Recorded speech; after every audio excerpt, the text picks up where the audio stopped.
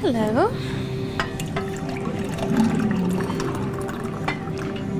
Your usual.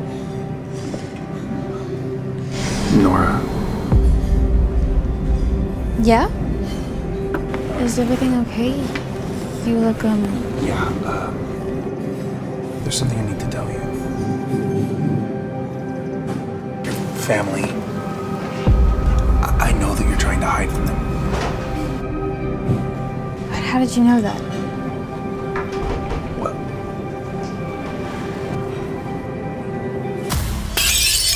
You should have died with your mother. Hey, what's up with all the ruckus? Your daughter tried to attack me. What? No, I didn't. She hit me first and was bad mouthing Mom. You can't behave that way to your mother. Apologize.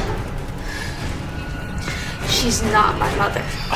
She's my stepmother, and I'm not apologizing. I didn't do anything wrong. Go to your room now. I'm sorry. Do you see what I have to deal with when you aren't around? That's it? You're not gonna punish the little brat? I'll punish her later. We still need her. Remember? You're right. Okay. Let me pour you some wine, okay? Maybe two glasses. Okay.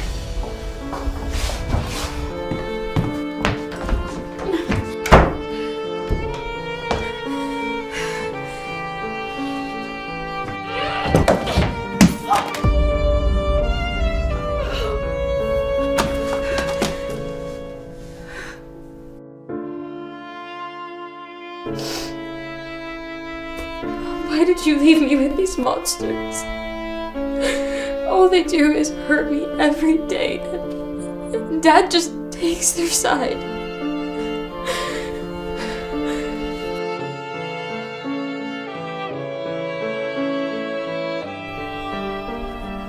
I can't do this anymore.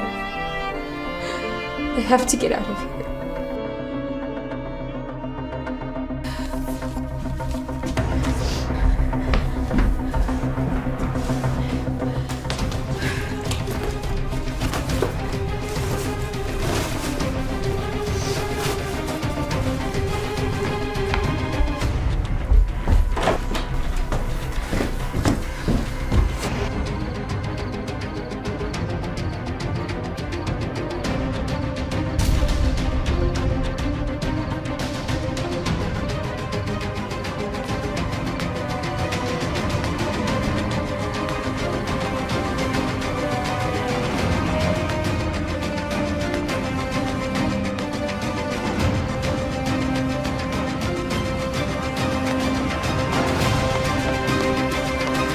Hey, what do you think you're doing?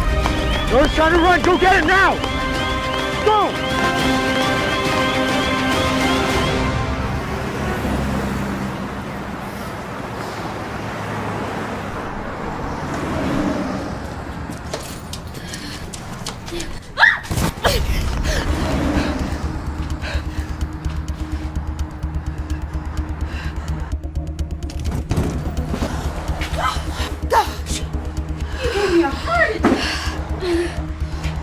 What are you doing down there anyway? I fell down, obviously. Oh gosh! Here, let me help you. Who's out there? Martha, are you okay? I heard you scream. Put down the bat, it's just a girl. She fell and hurt herself. How many times have I told you to clean this sidewalk? It's so slippery. It's fine. Oh, thank you guys. I got it. I'll just go. Oh, no, you need to get some ice on that. No, seriously, thank you, but I don't want to be a bother. Oh, bother schmother, come on inside. Okay, thank you.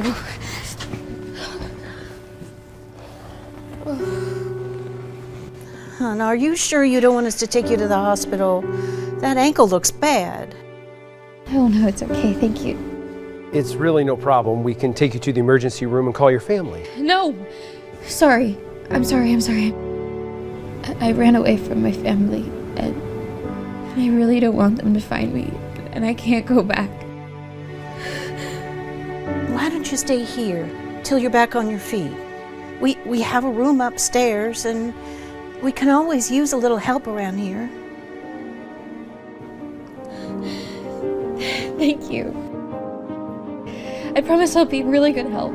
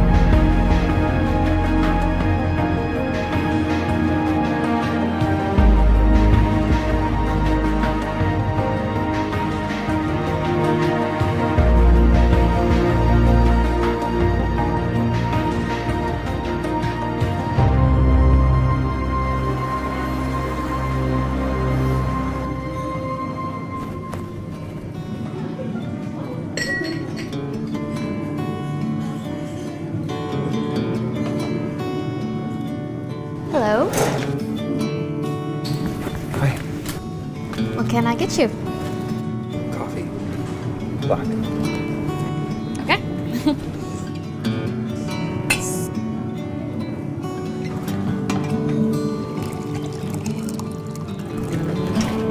There you go. Thank you, Nora. How did you know my name? Name tag. Oh my god, I am so stupid. It's fine. I'm just getting used to it. Yeah, I'm Justin, by the way. Well, let me know if you need anything else, Justin. Of course.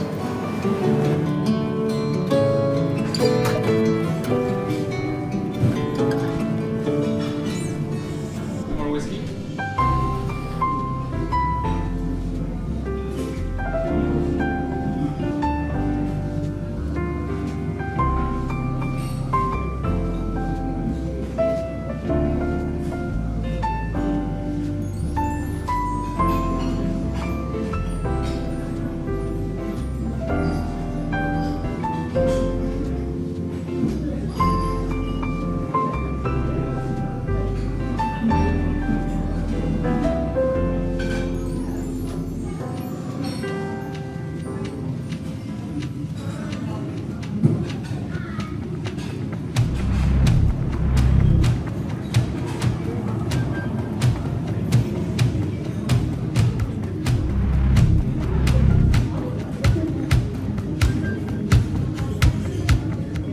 Hey, I need all the information you have on Nora Smith and her family.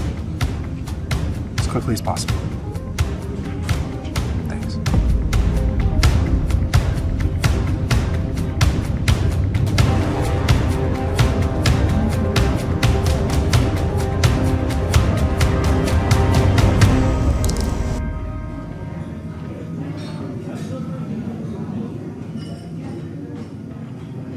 Hello.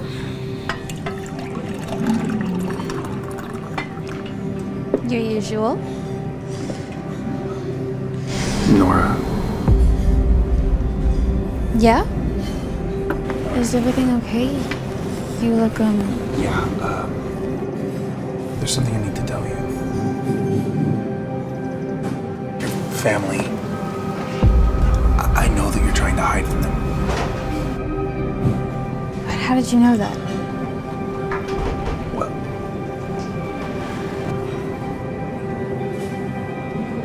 Hey, give me order. Hi. Latte. Yeah, I'll do a latte as well, please. Yeah, of course.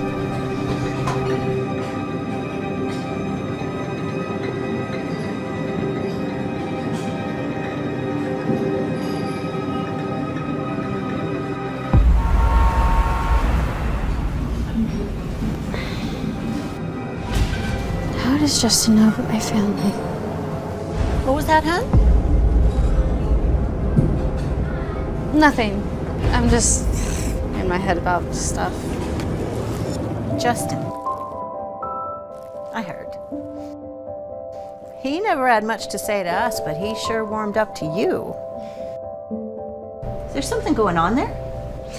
No, Martha. He's just a customer. I don't have time for all of that. Thanks.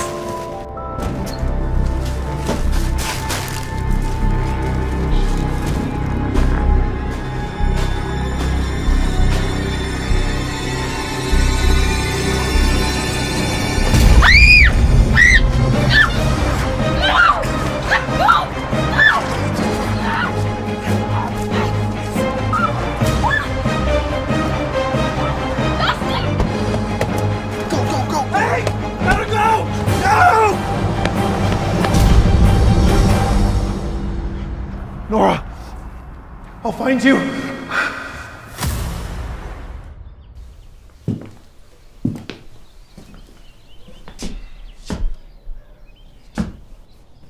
Nora. Good morning, Nora. Dad? Hello, Nora. How did you find me? Why did you bring me back? Do you really think I was going to let my daughter fester in some broken down, beat up diner? So you stalked your own daughter?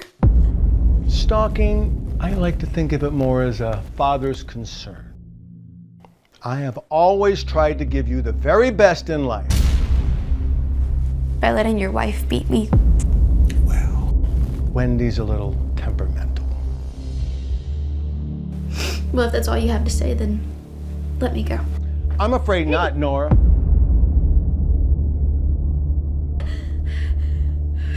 Your mother kept things from me. Important things. Things that are tied to you. What are you talking about? It doesn't matter. You're going to help me get what should have been mine in the first place. Here. I don't understand. Mom's company? Yes. Sign it. No. Excuse me? This is mine. My mom's last gift to me. It's not yours. I'm not giving it to you. Oh, you don't have a choice, Nora. Yeah, I think I do, Dad. You can't just make people do what you want. You obviously don't know the real me very well. What are you talking about? Never mind. That's okay. We'll find another way. What do you mean? Never mind. You just rest up. I'll see you later. Oh, and Nora, don't think about escaping again. Not if you want your little diner family to stay alive. Wait, please don't do this! Yeah, no, everything's taken care of. It's not gonna be a problem. There's no way she can say no. Dad, Hold on a second. What? could you take me to the hospital? My stomach hurts so bad and I've been throwing up all morning. Nora, I can't do this now. I've got a busy day today. Just take a pill and go get some rest, okay? We have to be at the party at the Gray Mansion tonight. So I need you to clean yourself up and not look like such a train wreck. Oh, God.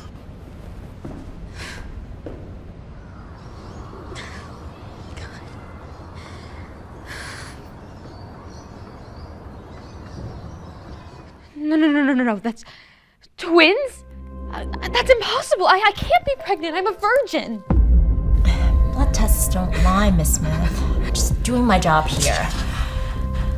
What I don't get is how you didn't know that you're pregnant. I have never even had sex. I can't be pregnant. Oh my God. How is this possible? This can't be happening. If my father finds out, he's literally gonna kill me. Doctor, we can get rid of it, right? But termination is not an option at this stage. Already 10 weeks along, and with your current health condition, attempting it could be fatal.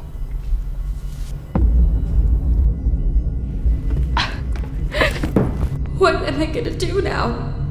Should I run away again? What if Dad does something to Joe and then Martha? Even if I run, where will I go? What am I gonna do with these babies?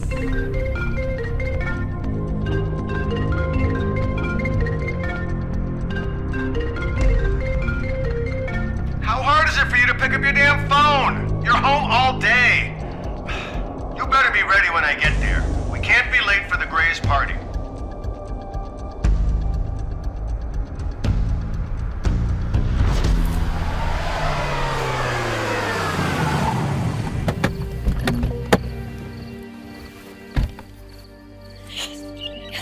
I'm so excited for this party, Mom. Remember, keep your eye on the prize. Of course. By the end of the night, Anthony Gray is going to be mine. Ugh. But why did Dad have to bring that bug up? Every party needs entertainment, doesn't it? Now look, tonight's really important for us, so don't embarrass me, okay? Dad, why are we here? Just shut up and keep walking, all right?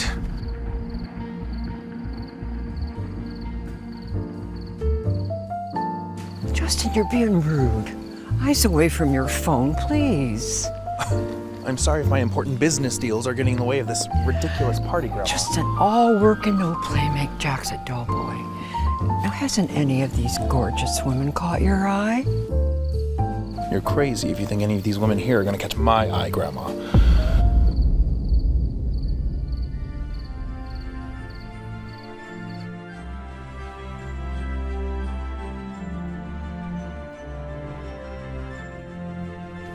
Laura?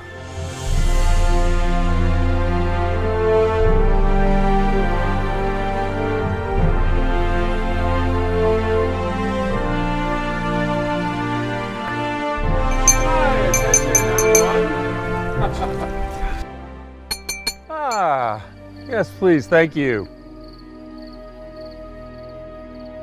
You may be wondering why I've invited you all to this ceremony tonight. It may come as a shock,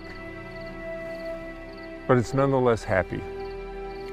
I'm here to announce the engagement of my grandson, Anthony Gray, to Ms. Nora Smith.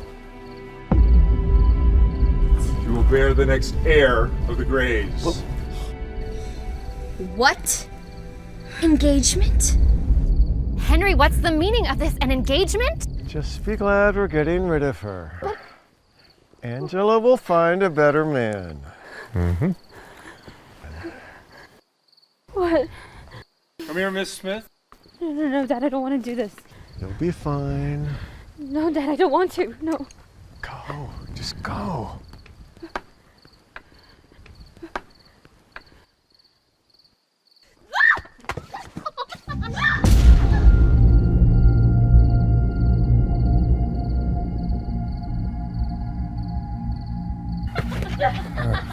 Grandpa, you want me to marry this girl?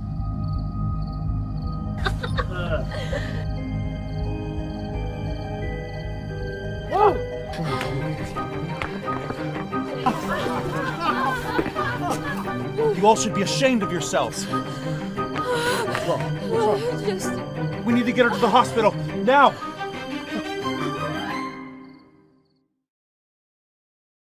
Where's my daughter? Nora Smith. Mr. Smith? What? Nora's pregnant. What? You little witch! You're pregnant? Do you have any idea what you've done? Dad, please, let me explain. Explain what? How you got knocked up like a stray cat? Please, I want to know who the father is. Now! Who's the father? I don't know. I don't know. Don't know. You are your mother's daughter indeed. I should have known. She was such a fucking slut. Dad, do not bring Mom into this, okay? I don't know how this happened to me. No idea you're lying. I want to know. Henry!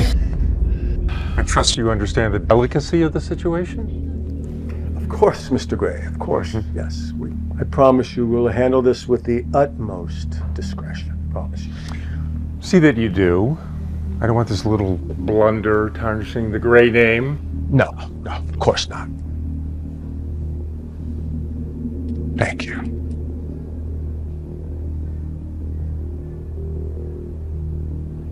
And don't worry, Nora.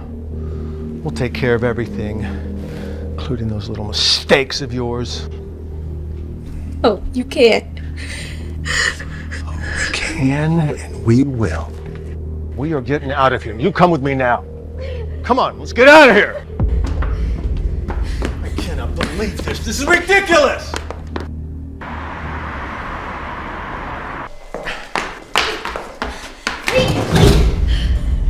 This is where you'll stay. And you'll stay here until I say it's time to go. Give me that. So that's it. You don't care about what I have to say? Or what I want? Why do you hate me so much? You remind me so much of your mother.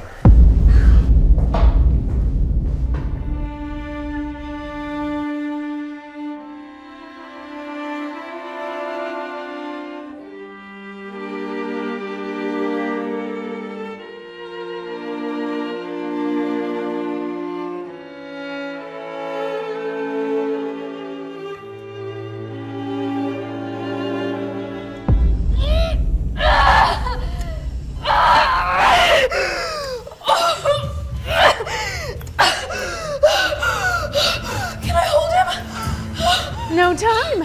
The other one is coming.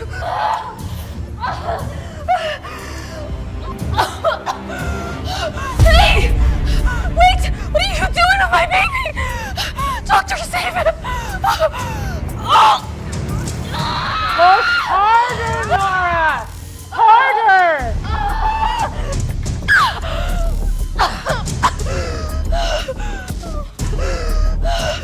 It's a girl.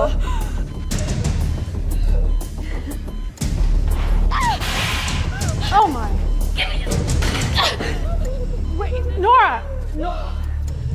Nora! Nora! Security! Security! Hey, Nora! Stop!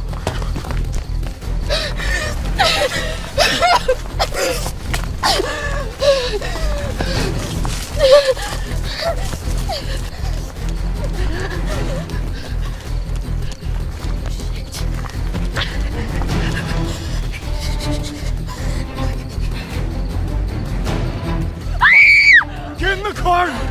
Let's go! Let us go, please! I can't! Mr. Smith orders, I'll get in trouble. Please let us go! Just say you couldn't find us, I'll run far away, I'll never get back, please! Come on, Nora! I said no! I didn't want to have to do this.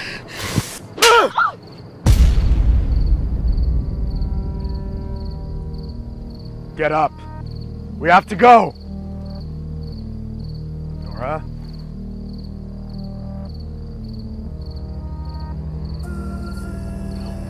Nora, wake up.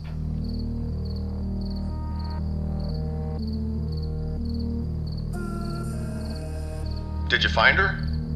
Yes, Mr. Smith. Then what the hell are you waiting for? Bring her and the baby back to the house. Sir. Nora fell and hit her head, and there's a lot of blood, and she's not waking up. I just asked you to bring her back here.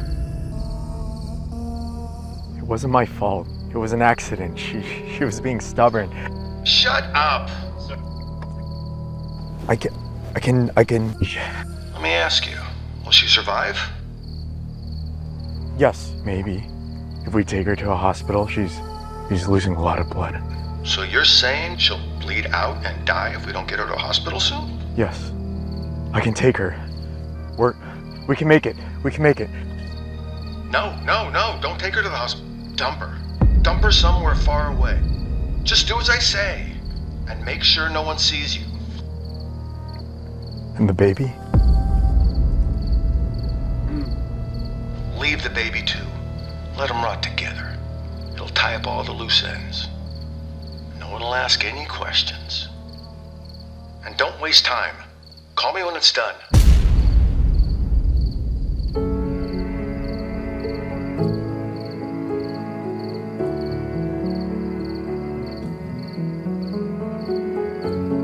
Our love is a painting on the wall. I am the shadows, you're the storm. Wherever the wind blows, I move along. We're perfect together, but I can't change the weather.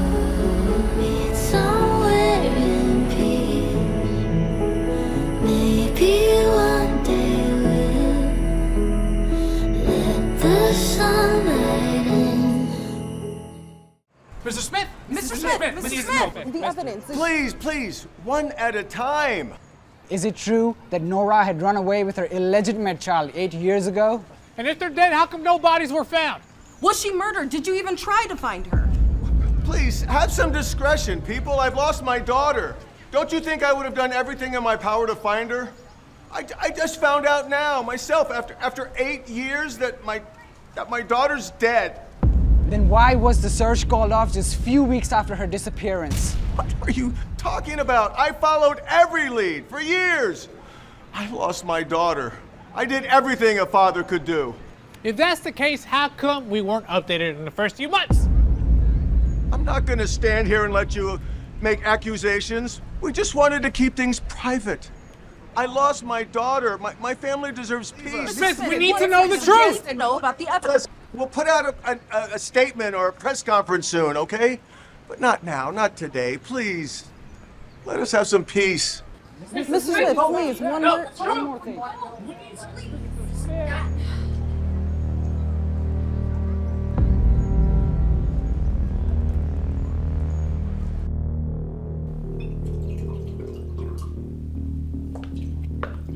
That was quite the performance, darling. Well, you have to make sure they believe, right? Yes.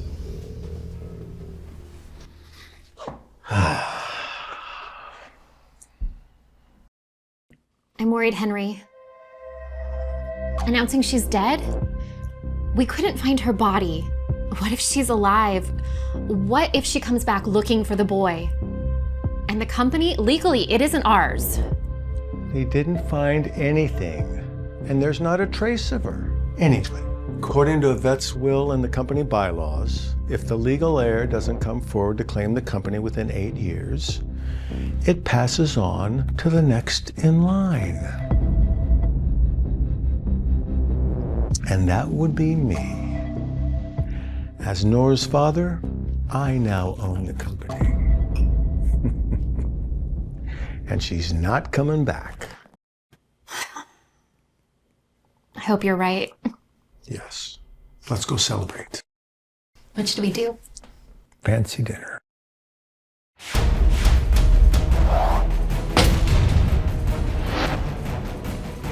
I'm officially stepping in as the new CEO of Idelian Pharmaceuticals. I want to also announce we have a new collaboration with Mr. Gray of Gray Industries. Henry, I'm very proud of what you've managed to accomplish. Cheers. Cheers to you.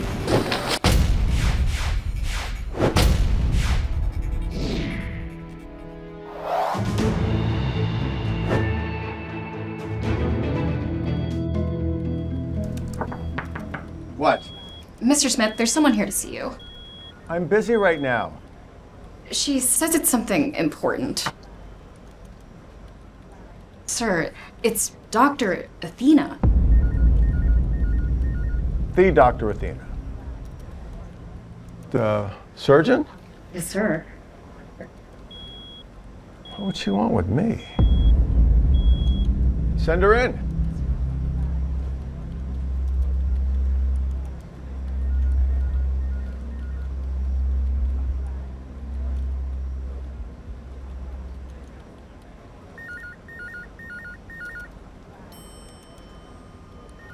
Dr. Athena, Mr. Smith is ready to see you now.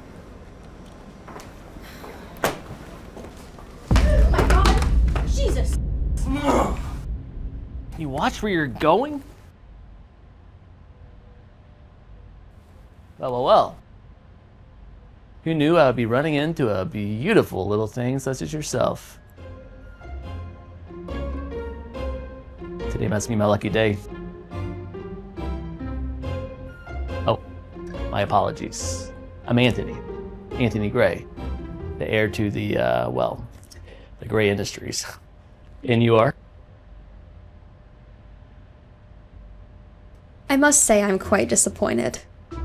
You don't recognize me, Mr. Gray?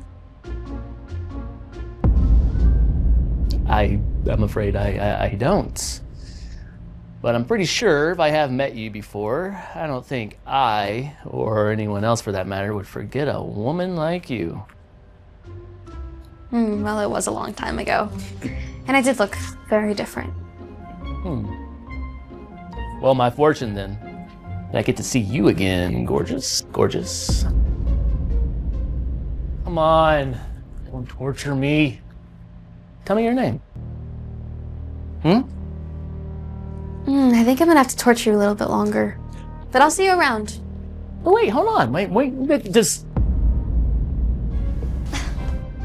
Anthony, babe. You know, it could...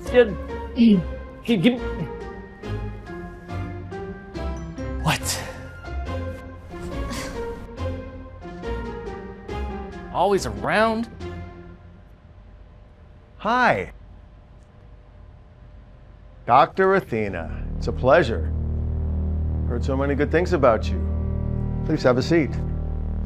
Can I get you some water, coffee, anything? No, I'm good. Thank you.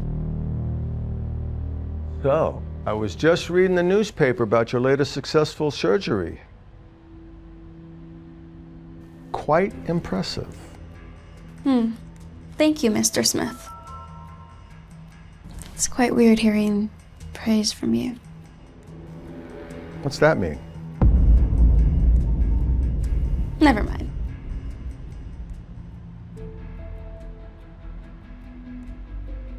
So, what can I do for you? Well, I'm here to discuss a rather sensitive subject. Oh, really? And what would that be? It's about your daughter. Oh, Angela, what did she do? Your other daughter.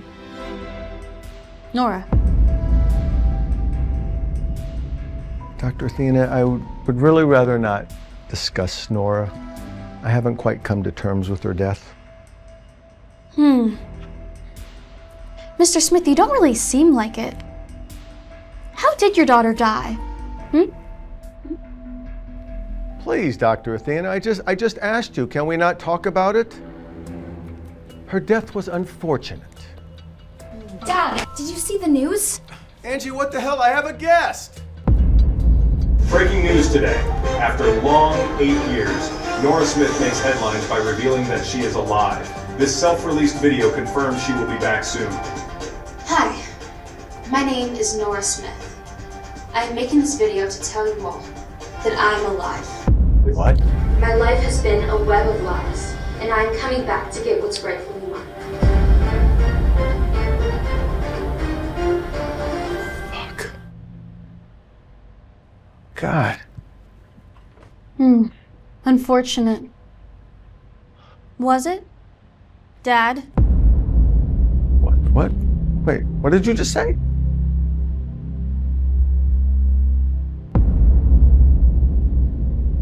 Nora, what?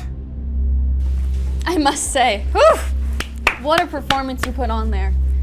Did you really think you could just escape everything and leave me like the piece of trash you thought I was?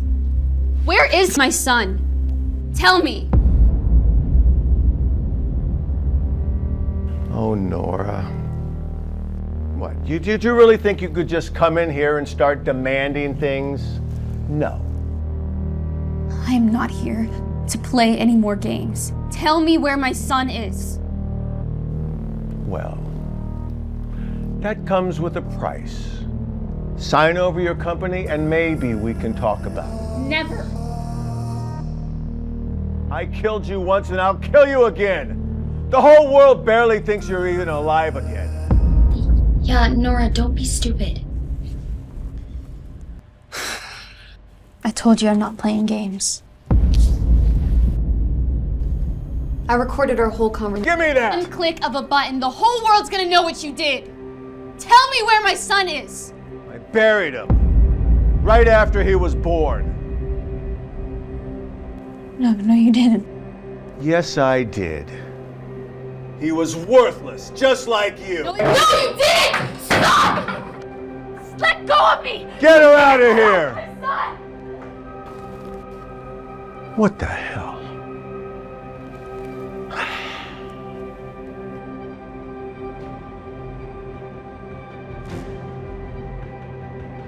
Solveig wants to destroy my father. He deserves to be punished. Justin Hunt is looking for you. What? About your son, he's not dead. Wait, are you sure? 100%. I overheard your father talking to someone over the phone. Then where's my son? From what I understood, they don't know either. But that doesn't make any sense. I know, this is also messed up, but don't worry, we'll find him. Just be careful around Justin Hunt. He's enlisted the best hackers to track down Dr. Athena. I'll let you know when I find out why. Okay, thanks for the heads up, Solo. What the heck is going on? Why is Justin looking for me? Where is my son? What the heck were you thinking, Pete? You can't just run off like that. You know how dangerous it is out there. Hey, Justin, take it easy, man. No, Chester, stop coddling my child. Mr. Hunt, this isn't the first time Peter's thrown a tantrum. He makes it impossible to teach him. He refuses to apply himself, and frankly, I don't know how a Hunt child could be this stupid. Oh, it's a little harsh, Mrs. Cooper. I mean, it may not be the Hunt gene. It might have to do with his mother's inferior. You're here to teach, Mrs. Cooper, not pass judgment on my son or his mother. I'm simply stating the facts, Mr. Hunt. Pete's behavior has been... Shut up! Hey, buddy. What's going on? Are you having trouble with your lessons?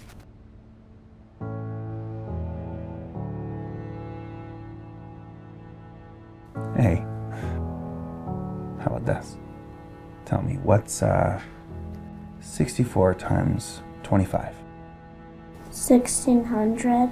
That's right. That's right. What about the capital of Bhutan? Thimphu. Exactly. See, you know this stuff, Pete. Why are you pretending like you don't? Good job, buddy.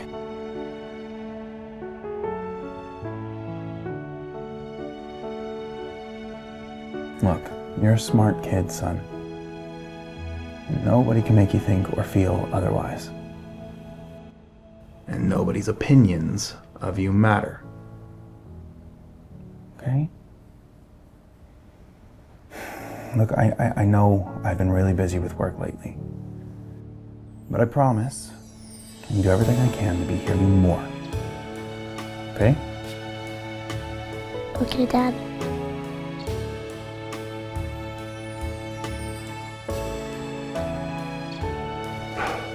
Okay, buddy. Now, I gotta talk with your teacher a little bit more. Why don't you go to your room for a bit?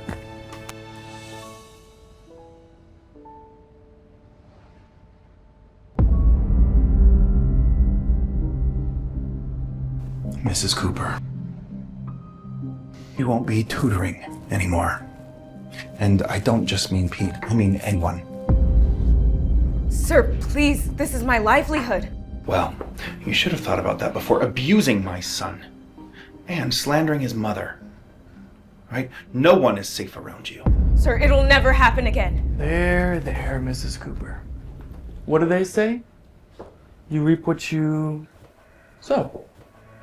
Nora Smith, do you have any idea what time it is now?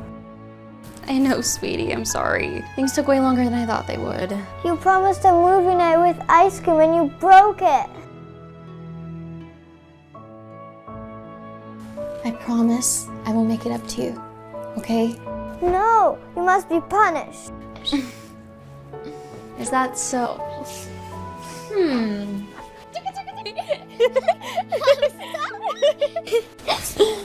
Okay, how about this? Me and you go get breakfast tomorrow morning and you can choose anything you want. Anything. Yay, you're the best! Yay.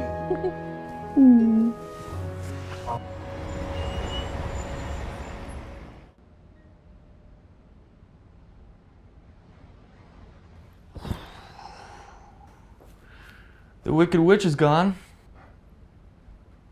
Poor Pete. Hey, don't worry, Pete will be fine. I must say though, I was a little shocked when you stood up for his mother like that. Thought you couldn't stand her. Well, nothing's changed. If I find her, I'll destroy her myself. Anyways, how goes the hunt for Athena? We're close. We should find her any day now. We need to find her ASAP. All right, we can't go back home until we do. Pete's not safe.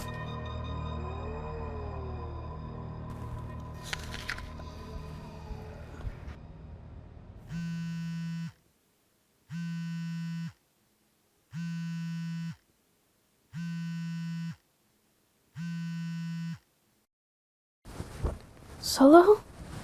It's so late. Nora, get out of there. Get out of there right now.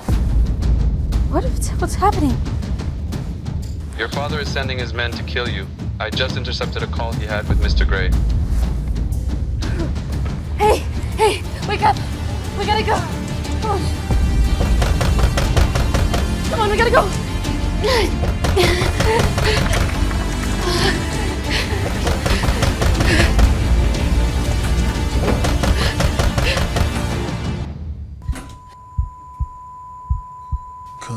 Come out, wherever you want. Mommy, I'm scared. The bathroom's clear. We're running out of time. Oh, she's here somewhere. The intel's solid. What's her name? Nora. Nora! I don't know how you found out we're coming, but it doesn't matter. Because I know you're here. I'll be dead soon. But it doesn't matter.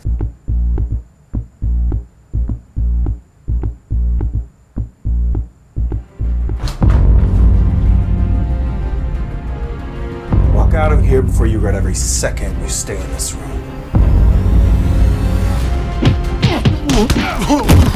Lawrence, turn the lights on. Guess we made a bit of a mess. Good thing I own it all, it doesn't really matter. Lawrence, have security catch these goons before they walk out. Oh, and fire them too. You want me to set the intruders on fire? What? No, fire the ones who let them in.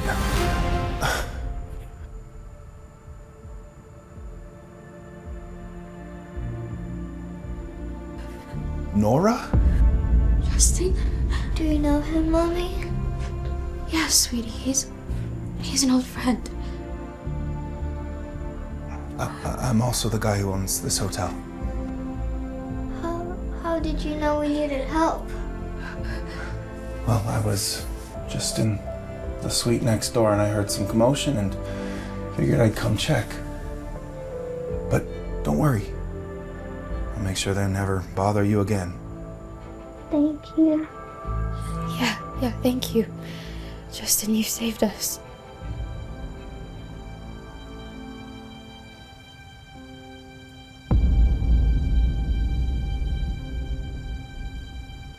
Hey, just wait here for a second. I'll be right back, okay? You're safe.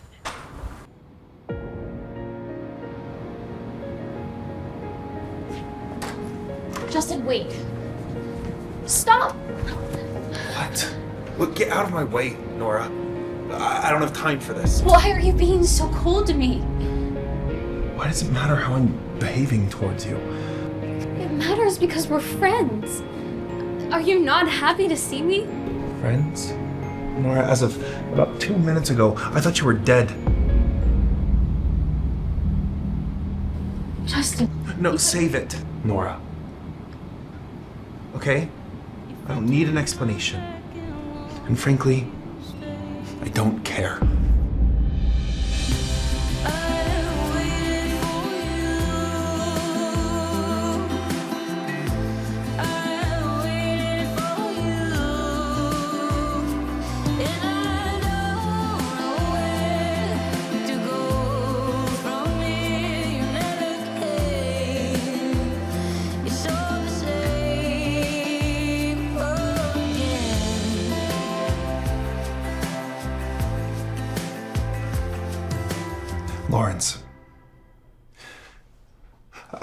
I need you to find out who sent those men after Nora Smith.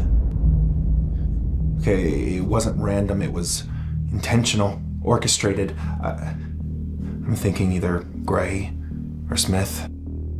Understood. I'll start digging and report back as soon as possible. And Lawrence, keep it quiet. I don't want anyone knowing my involvement. As usual, sir. Oh, and Lawrence, for heaven's sake, next time the suite next to mine is allotted, run it by me first.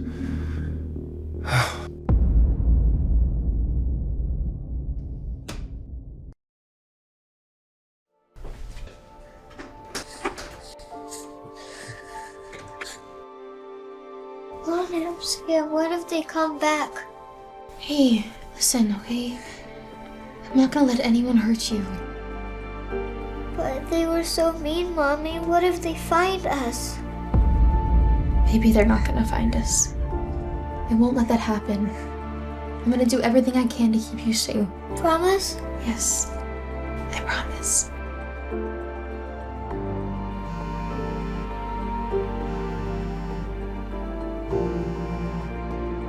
Solo, thank you so much for alerting us. You saved us. Nora, listen, you need to stay alert. Take my advice, whatever you're here for, get it done and leave. Fast.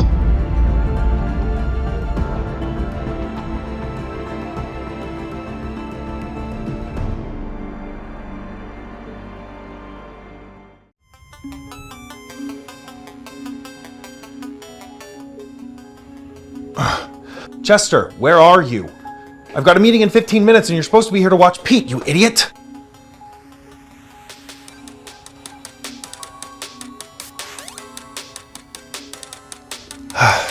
Hey, bud. So, Uncle Chester's supposed to be here to watch you, and I'm sure he'll come, but I gotta step out now. I gotta go now. Don't open the door for anyone. Got it? Okay, Dad. Dad? What's up? Did you find Dr. Athena? No, not yet, but we've got people looking for her day and night. I miss Grandma. So do I. But you know what? Nothing's gonna happen to her. Okay? Find Dr. Athena today. Okay, Daddy. Okay. Chester, pick up.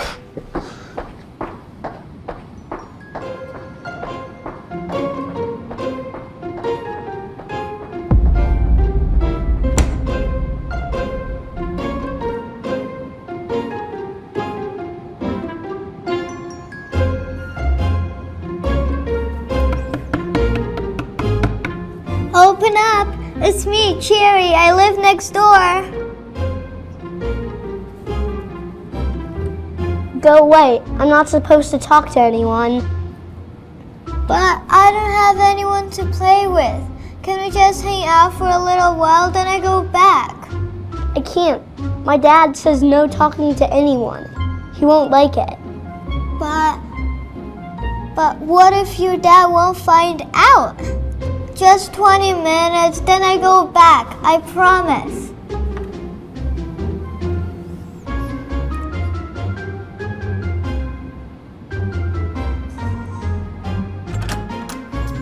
Promise? Promise.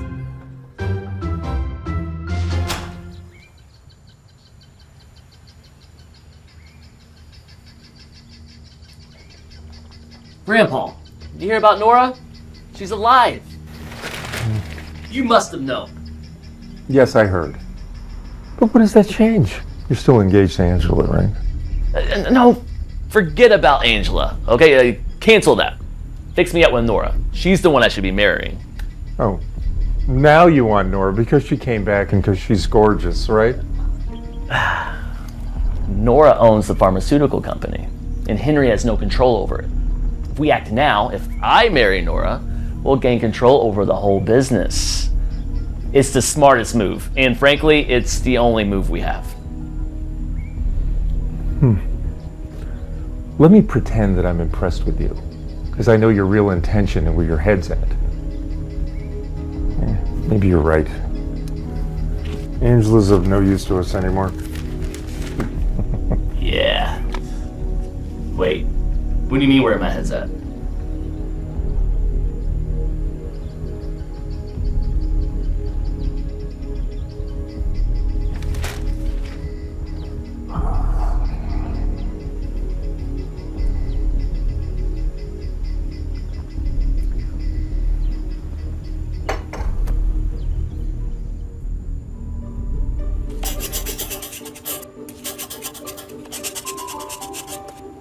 Wow, I don't know anyone who could draw a dinosaur so perfect. Thanks, but I think your dinosaur is even cooler than mine. Really? I don't really think it is so perfect. Can I draw a tiny dinosaur on your arm? Show me your hand. I can't. My dad doesn't like it when I get messy. How about this? I draw it on your arm. You will cover it with your sleeve, and your dad will never find out. Well, what if he does find out? Just a tiny dinosaur on your arm, under your sleeve. It will be our secret, I promise. Okay, just a small one.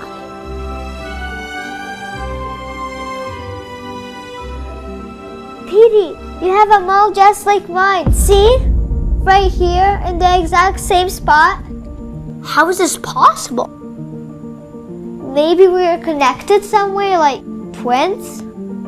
Twins? Me and my mom came here to find my brother. Maybe it's you.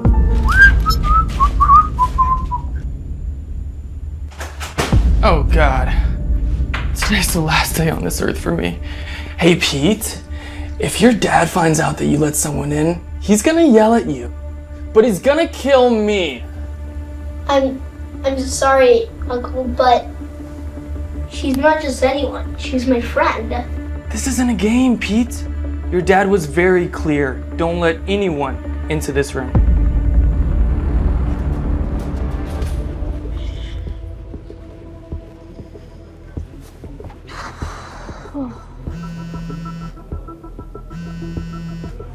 Solo? What's up? Nora, listen carefully. You need to be cautious. Justin's gone into overdrive. He's appointing several investigators to track down Doctor. What? But I need more time. And it seems his money's working faster than your time. They're closing in and you won't be able to stay hidden much longer. But I can't reveal myself yet. My mother's company is still under my dad's control.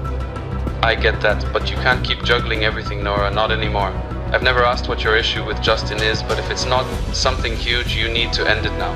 Because if he finds out when it's too late, he'll tear you and everything you care about apart.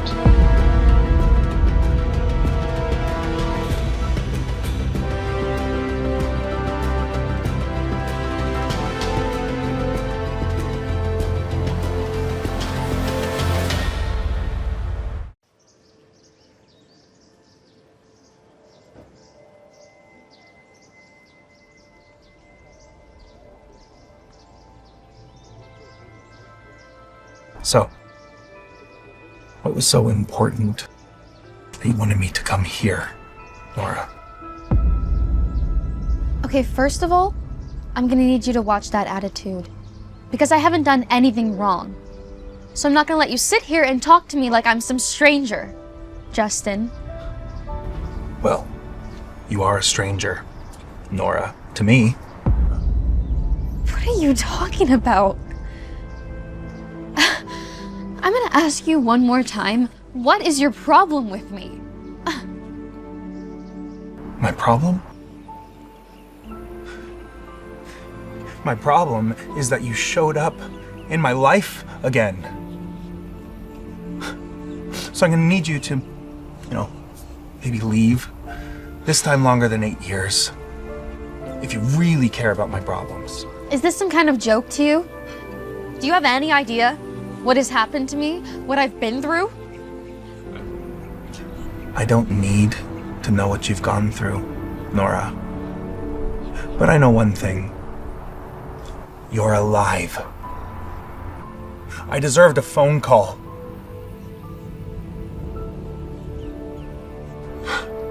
I was helping you with your family, Nora. And then you just left? No goodbye, no explanation, nothing. One call. I thought you were dead, Nora. It wasn't like that, Justin. I never meant to hurt you, I swear. Okay? I was so scared and I was trapped and I didn't know what to do. My father, you have no idea what my father was doing to me. My life was falling apart. I was terrified. Save it. Okay? I'm not your escape anymore. What are you talking about? You don't understand? Or don't you remember? I helped plot your escape from your father. Because you were getting married to the man you didn't want to be with, carrying the child of the man you did?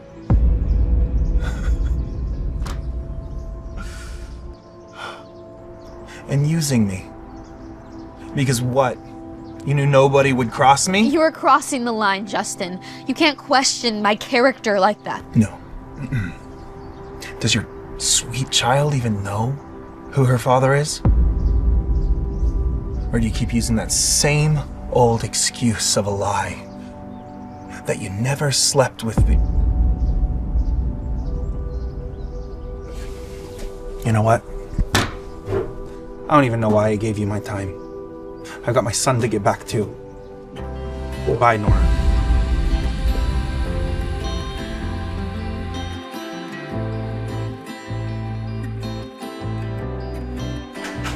Oh God. Today's the last day on this earth for me. Hey Pete, if your dad finds out that you let someone in, he's gonna yell at you, but he's gonna kill me. I'm sorry, Uncle, but she's not just anyone. She's my friend. This isn't a game, Pete. Your dad was very clear. Don't let anyone into the suite.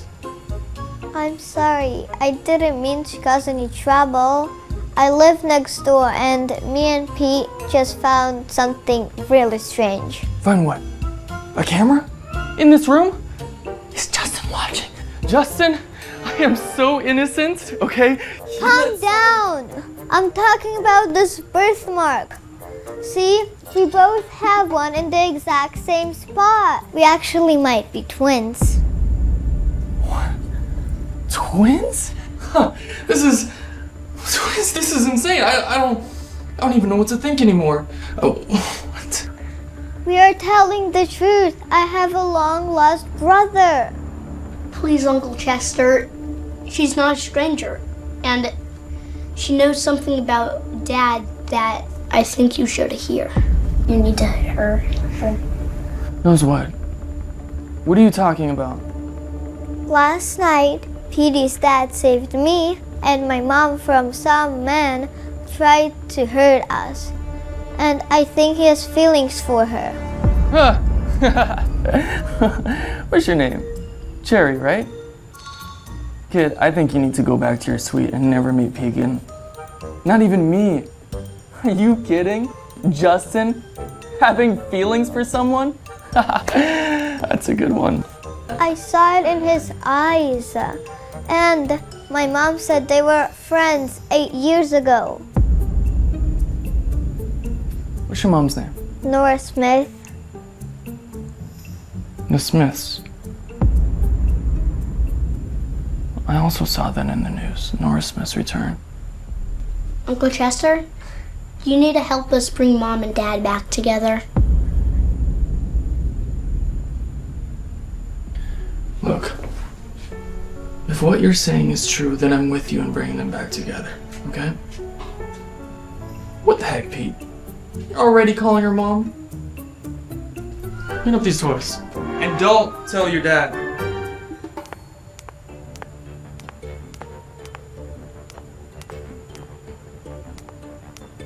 I swear, Mom, ever since Nora's come back into our lives, it's like I'm being ignored by Anthony.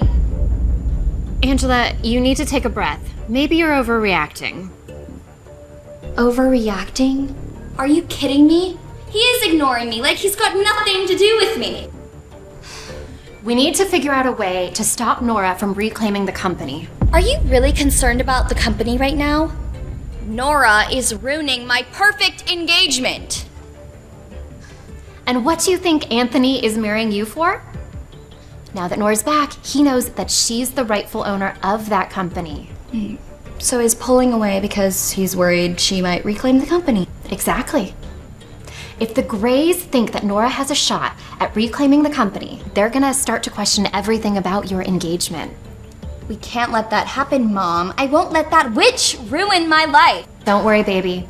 Your dad will make sure of it. And so, what if she reclaims her precious little company? What's our backup plan? There is no backup plan. If that happens, we're done. I know something we can do if things go south. You and Dad can set me up with Justin Hunt. Honey, if you want us to stay alive, erase that thought from your mind. It'll never happen, not even in your wildest dreams. Trust me on this one.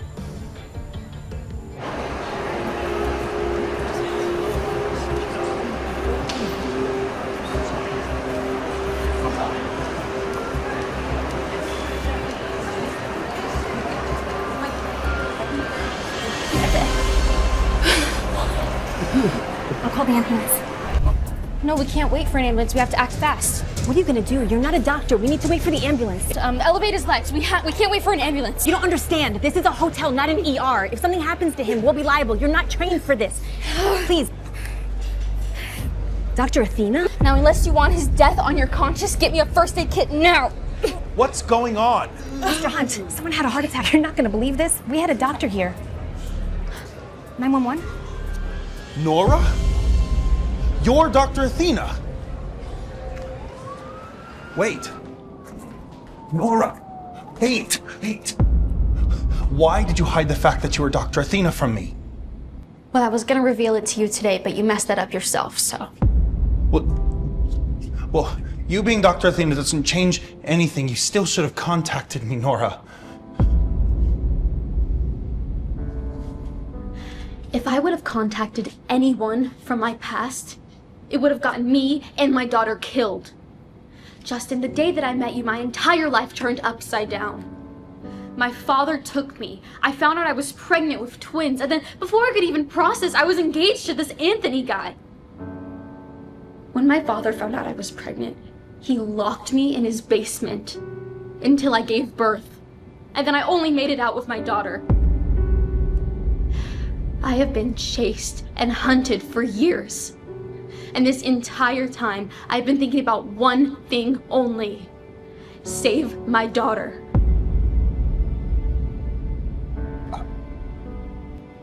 Nora, I'm so sorry. So why were you so desperate to find Dr. Athena, huh?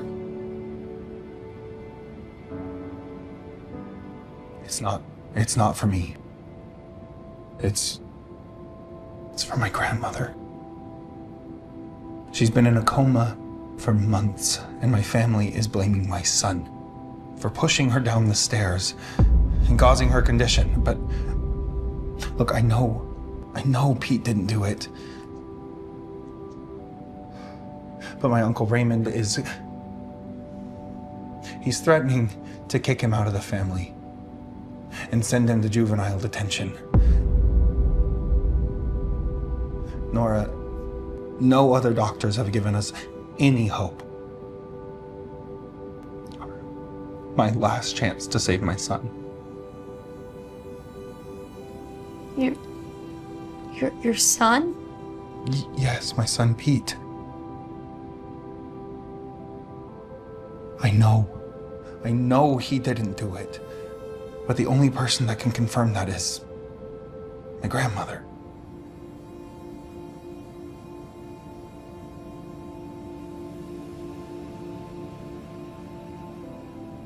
I want to help you. You do? I want to do everything I can to save your grandmother. Thank you. Thank you, Nora.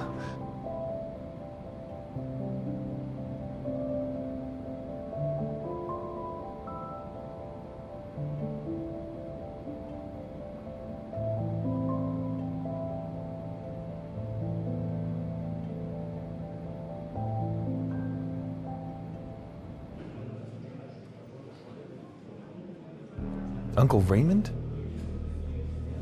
What are you doing here? You didn't think I'd just let you bring some kook in to treat my mother, did you? This kook is a world-renowned neurosurgeon. She's on her way here now. All the experts from all over the world have checked my mother. You think your hotshot doctor is going to tell us something different? Perhaps not, but I need to try everything I can before I give up.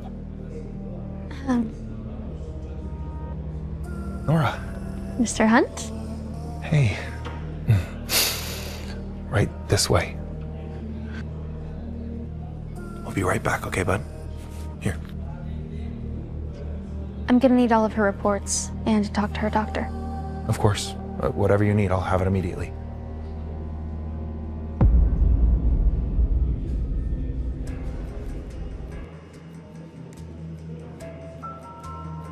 You did it, didn't you?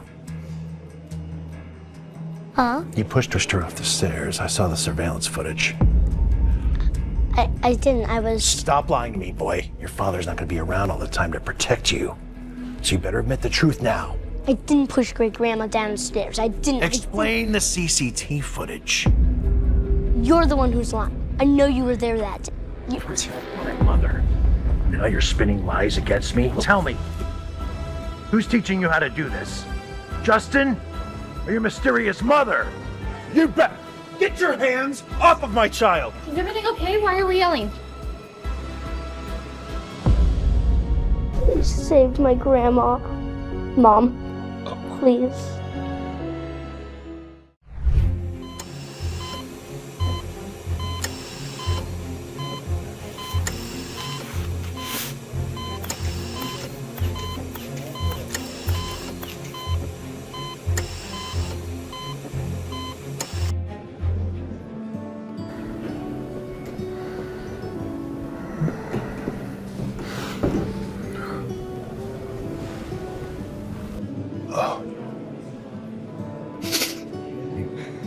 How is she?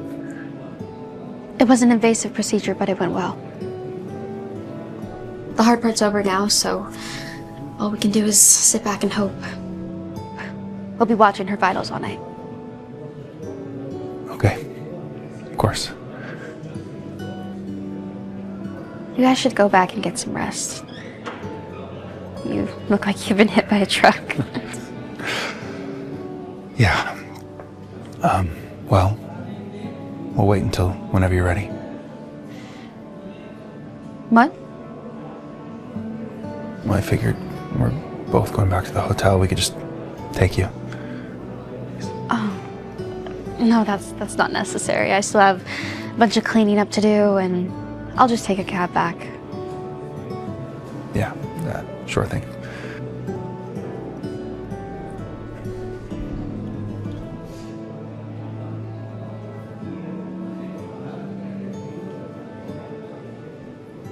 Did you change your mind?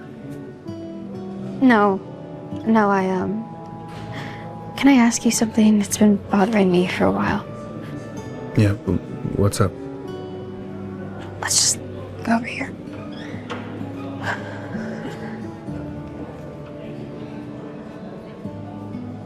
It's about Pete. Where is his mother? Nora. Look, don't get me wrong. It's so heartbreaking seeing him grow up without a mom. Trust me, I know how it is. And I could just see it in his eyes when he calls me mom. Doctor, I appreciate your concern. And he may have called you mom, well, because he's still a child and you're a figure of authority. I'm sorry he did that. But rest assured, I am more than enough for my child. I'm sorry, I don't want to overstep. Look, I know you're a good father. I really do, but what if his mother wants to come back? I won't let that happen. Really despise her that much? Dislike her? I feel nothing but hatred for that woman. Good night.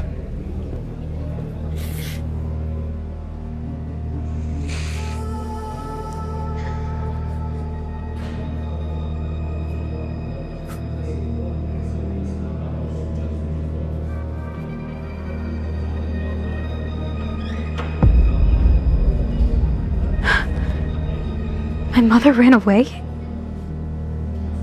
Why?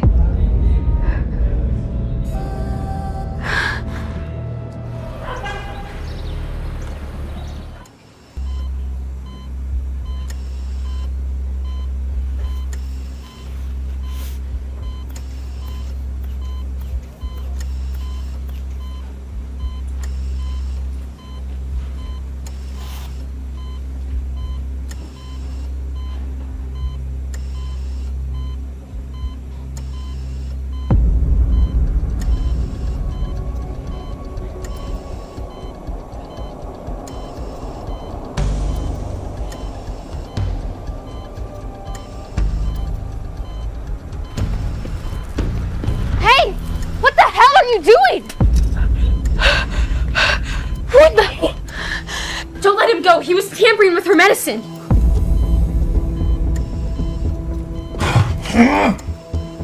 It was you, wasn't it? You pushed her and then blamed Pete. Justin, no. Don't lie to me. Yes, I did it.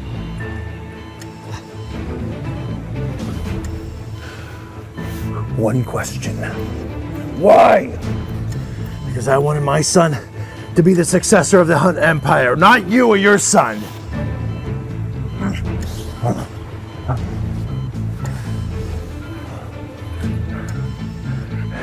Call a family meeting. Now. I'll take care of her.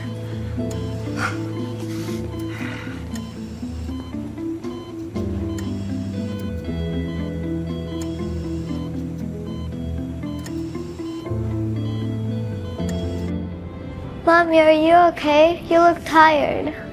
You look sad. Yeah, sweetie, I'm okay. These last few days have just been a lot, you know? But now that I have my cherry time, I should be all right. Oh no. What, sweetheart? I forgot my dinosaur. Oh, my crocodile. Can I go get it? Yeah, of course. Here, just be quick. I'll be right back.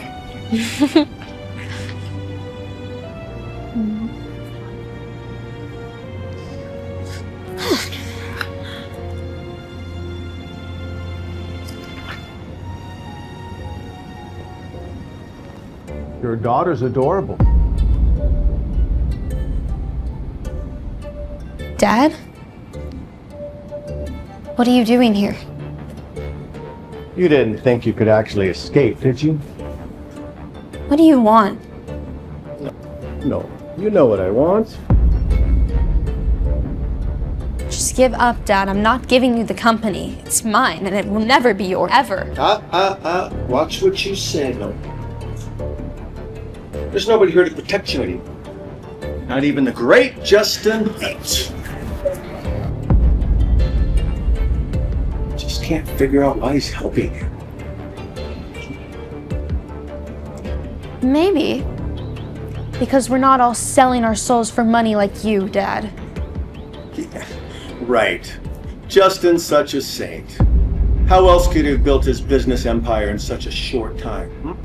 What is your point? The point, Nora, is the guy you trust just might be the threat. Think about it. He knows a lot about you. There's something I need to tell you.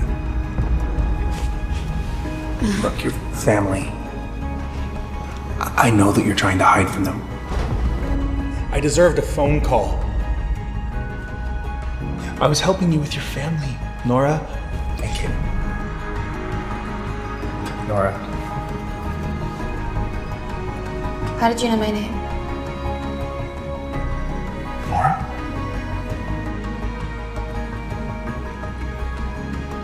Is Dad right? Was Justin trying to play me? Wow. You know, Dad, it's really funny how you think you can still manipulate me. The old Nora is dead. You killed her, remember? Hey, sweetie.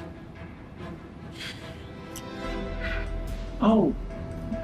Hi, sweetheart. It's good to finally meet you. Mommy, who is this? Nora. You haven't told her about me?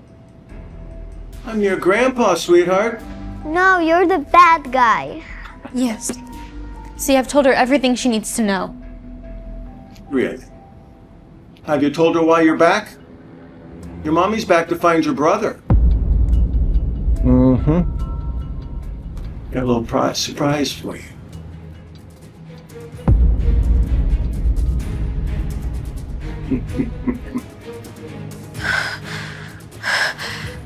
Dad, is that my... Well, Nora, I'm tired of all this, Nora. Here. Sign this, and you can have your son. You can't be serious. Nora, I'm tired of all this. I know I'm a sellout, but do you really value your company over your son? Hasn't he suffered enough because of your selfishness? Mom, no! Not right now, Cherry, okay? He's lying. Out of here. My brother! That's their smart move. Grandpa's lying! Harry, please. What are you doing? Stop! Stop! What are you doing? Stupid little girl! What's wrong with your child? What? I'm gonna have to ask you to leave. Do you have any idea who I am? I don't care. Please, you're being a nuisance to the rest of the guests. Please leave without causing a further scene. Fine. We'll see if you're working here next week.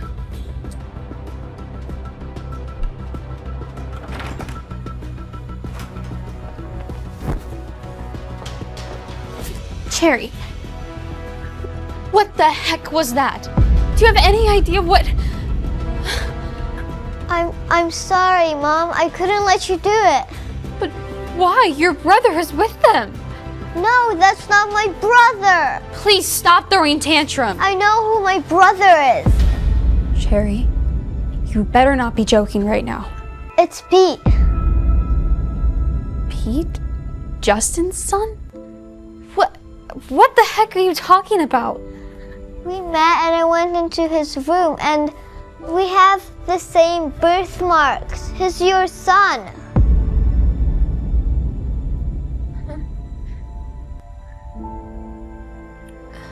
I buried him right after he was born.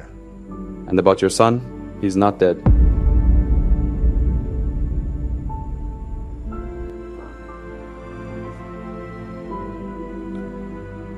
Mom, I'm so sorry. I should have told you. Please talk to me.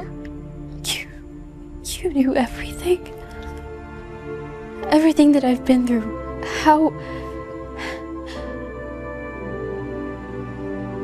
How could you do this? We met and I found out about that we were brother and sister when you were too busy at work. That's enough, Cherry. Just stay here, or I'll be back. Mom, where are you going?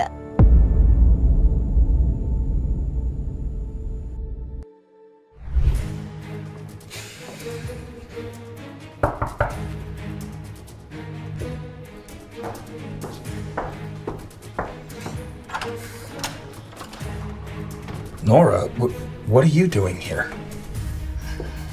I need to know something. I need to talk to you. What? What's the matter? You look... Where's Pete? He's in his room. Why? Can you just bring him out? I'd like to see him. Why? Can't you just bring him out? No, I can't just let you talk to my son. Tell me why. You want to know the reason? Fine. I want to know who Pete's mom is. Who is she, Justin? Nora! Just tell me, Justin. I deserve to know the truth. Who is she? How did you find him? Where did he come from? I've already told you. I don't like talking about her, okay? Fine. If you won't tell me, then I'll ask Pete. He's got to know something about it. Pete, where are you? Nora, you're crossing a line. I don't care. Pete! Nora, get out! No, I'm not leaving until you tell me who Pete's mom is. Look, Justin, I know this is hard, but I just have to know. Do you know who his mom is? Have you ever met her? I mean, are you really Pete's biological dad? Damn it, Nora! I've already told you. I won't talk about that monster who abandoned her child. And what the heck do you mean, am I Pete's biological father? Why the sudden interest in Pete? Because I deserve to know the truth. Deserve? What do you mean you deserve? You mean nothing to me or Pete. Just because you helped my grandmother. We've known each other for years. Known each other? Oh, you've got some nerve. What? What does that mean? Nora, I was there for you when you needed me the most. And what did I get in return? Radio silence. Disrespect. Lies. You used me, Nora. And then you just disappeared. And now you show up here at my door demanding answers. That is not what happened. I don't have it in me to re-explain everything. That is so different, Justin, so different. Different? How is it different? Because it suits you? Because the great Nora Smith shows up and finally acknowledges my existence? Justin, do not twist this. This isn't about us. How is it not?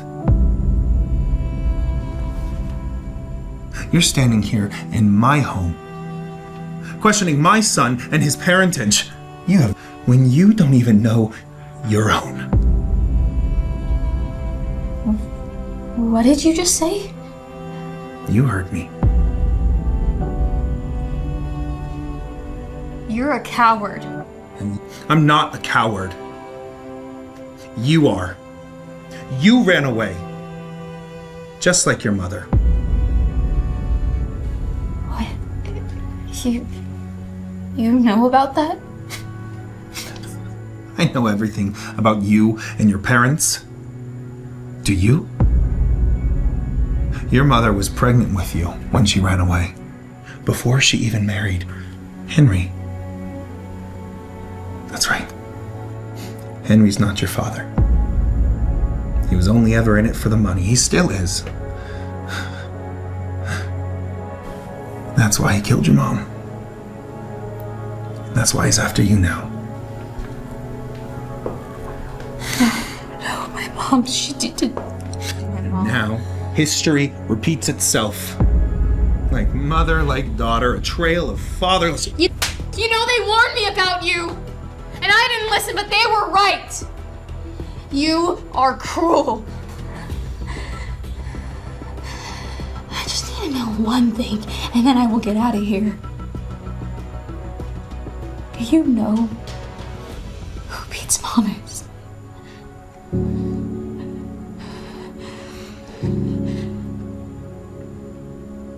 No.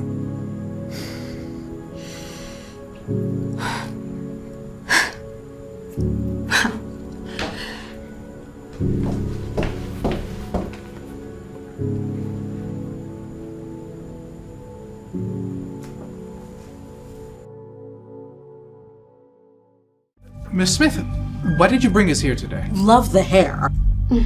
Thank you all for coming on such short notice. For years, Idealin Pharmaceuticals has been known as Henry Smith's legacy, but I am here to set the record straight. I recently discovered that Henry Smith is not my biological father.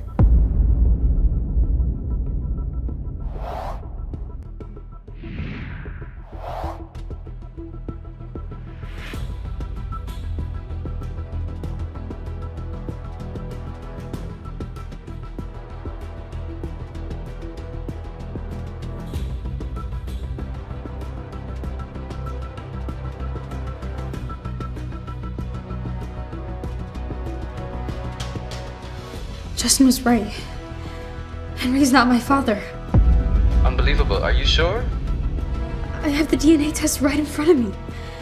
Solo, I even took the samples myself. Everyone's been lying to me my whole life. And according to company bylaws established by my late mother, Yvette Anderson Smith, only direct blood descendants can inherit the ownership of Idealin Pharmaceuticals. This means that I, my mother's only child, am the legal, rightful owner of Idealin Pharmaceuticals.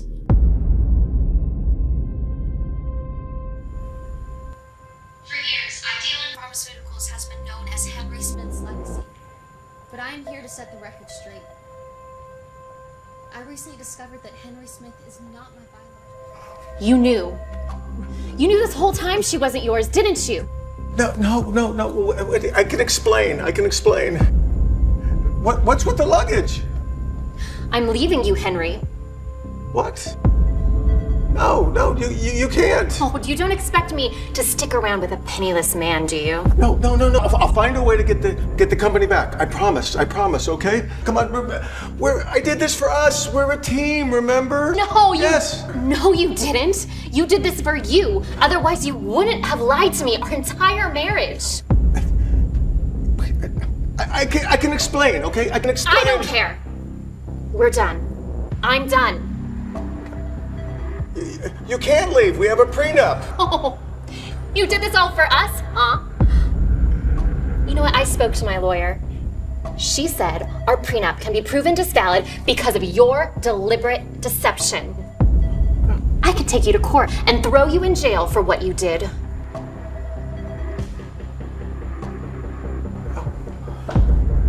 Angie, please. You can forgive me. This is what you get for lying to all of us for 25 years, Dad. Let's go, sweetie. Oh, God.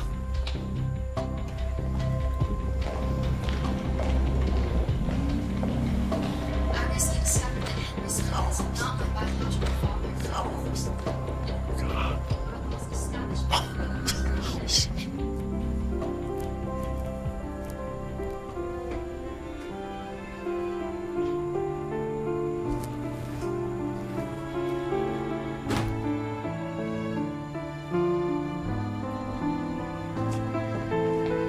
Mom, where are we going?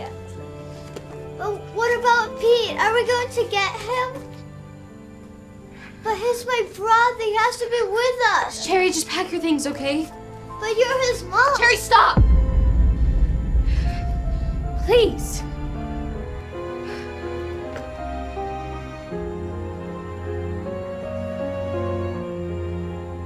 I want to know my mom, Dad.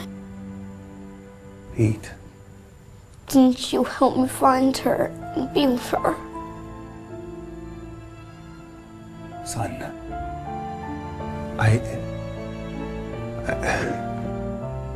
Why did you have to be so mean to Nora and Jerry? They're leaving because of you. Son, she's not your... I hate you.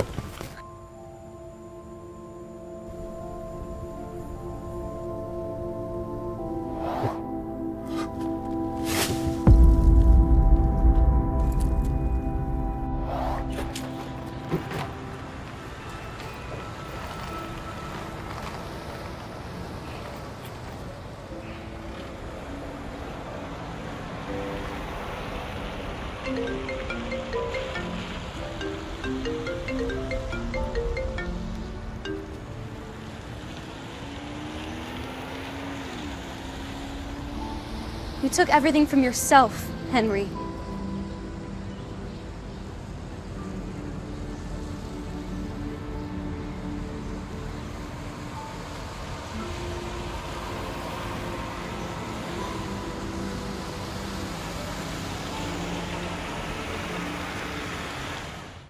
I sent a voice message to Solo before I confronted my father, Henry. Solo. He's called me in at his office. Be ready for a ghost transfer. A big one. And reverse it on my signal. I sent the message. The city's hum was fading as I stepped into the elevator. Henry's office reeked of power and stale cigars. He sat behind a massive mahogany desk, a cruel smile twisting his lips. Nora, always punctual. "Cut the crap, Henry," I said, my voice flat. "Tell me about the father of my children." "Information has a price," he purred, his eyes glinting. A chime sounded from his phone. His smirk deepened as he checked the screen. "Good girl," he purred. "Now here's what you really paid for. I don't know who their father is." My hands clenched into fists, but I kept my composure. "But," he continued, "I do know who your son is. Peter Hunt." The name hit me like a physical blow. "Pete, my son, Justin Hunt," Henry continued, relishing his words. "He'll bury you." I stood. "Thanks for the information, Dad." Another chime. The smile vanished. "You, nice doing business," I said, turning as he slammed his fist on the desk, the sound echoing through the opulent room.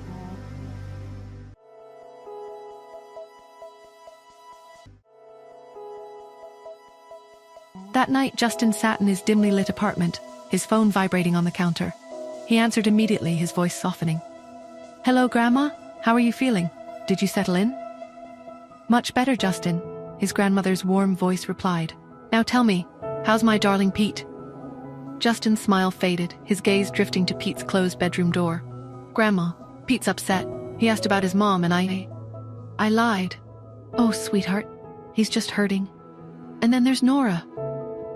Justin hesitated. "I don't know how to fix all this. Then maybe it's time for a fresh start. A new city, a new home. You're more than welcome to stay with me here." Justin nodded. "We'll come. That's a wise decision, my dear boy. And don't worry, no harm will come to Pete while I'm alive." Justin set the phone down, his gaze lingering on Pete's door. This is the right thing to do. Later that night, I leaned against the hotel window, my fingers tightening around my phone as I called Solo. The line barely rang before he picked up, his voice thick with sleep. "Nora, what's wrong?" I didn't waste time. "Where's Justin right now?" Solo exhaled sharply, suddenly more awake. "Why?" I clenched my jaw. "Because I need to get to Pete. He's my son, Solo, and I'm going to take him back." Silence. Then Solo, always too rational for my liking, said, "And then what? Make Justin trust you, get close, make him let his guard down, make him fall in love with you." I froze, then let out a sharp laugh. "I hate him, Solo. I don't want him." "Then forget about Pete," Solo said simply, "because Justin Hunt isn't giving him up." His words hung in the air like a death sentence. "Forget Pete?" No, that wasn't an option. I took a deep breath, steadying myself. "Fine," I said, voice firm. "I'll do it. But only for Pete." Solo let out another sigh, then said, "Well, Justin just moved to New York." I straightened, my grip tightening around my phone. "Then I guess I'm going to New York too." Solo sighed again, but there was a note of approval in his tone. "Then let the games begin." The next afternoon, I walked through Central Park, Cherry skipping ahead, pointing at an ice cream cart. "Mom, ice cream," she chirped. I ruffled her hair but kept my focus on my phone. "Solo, what time does Justin usually come here with Pete?"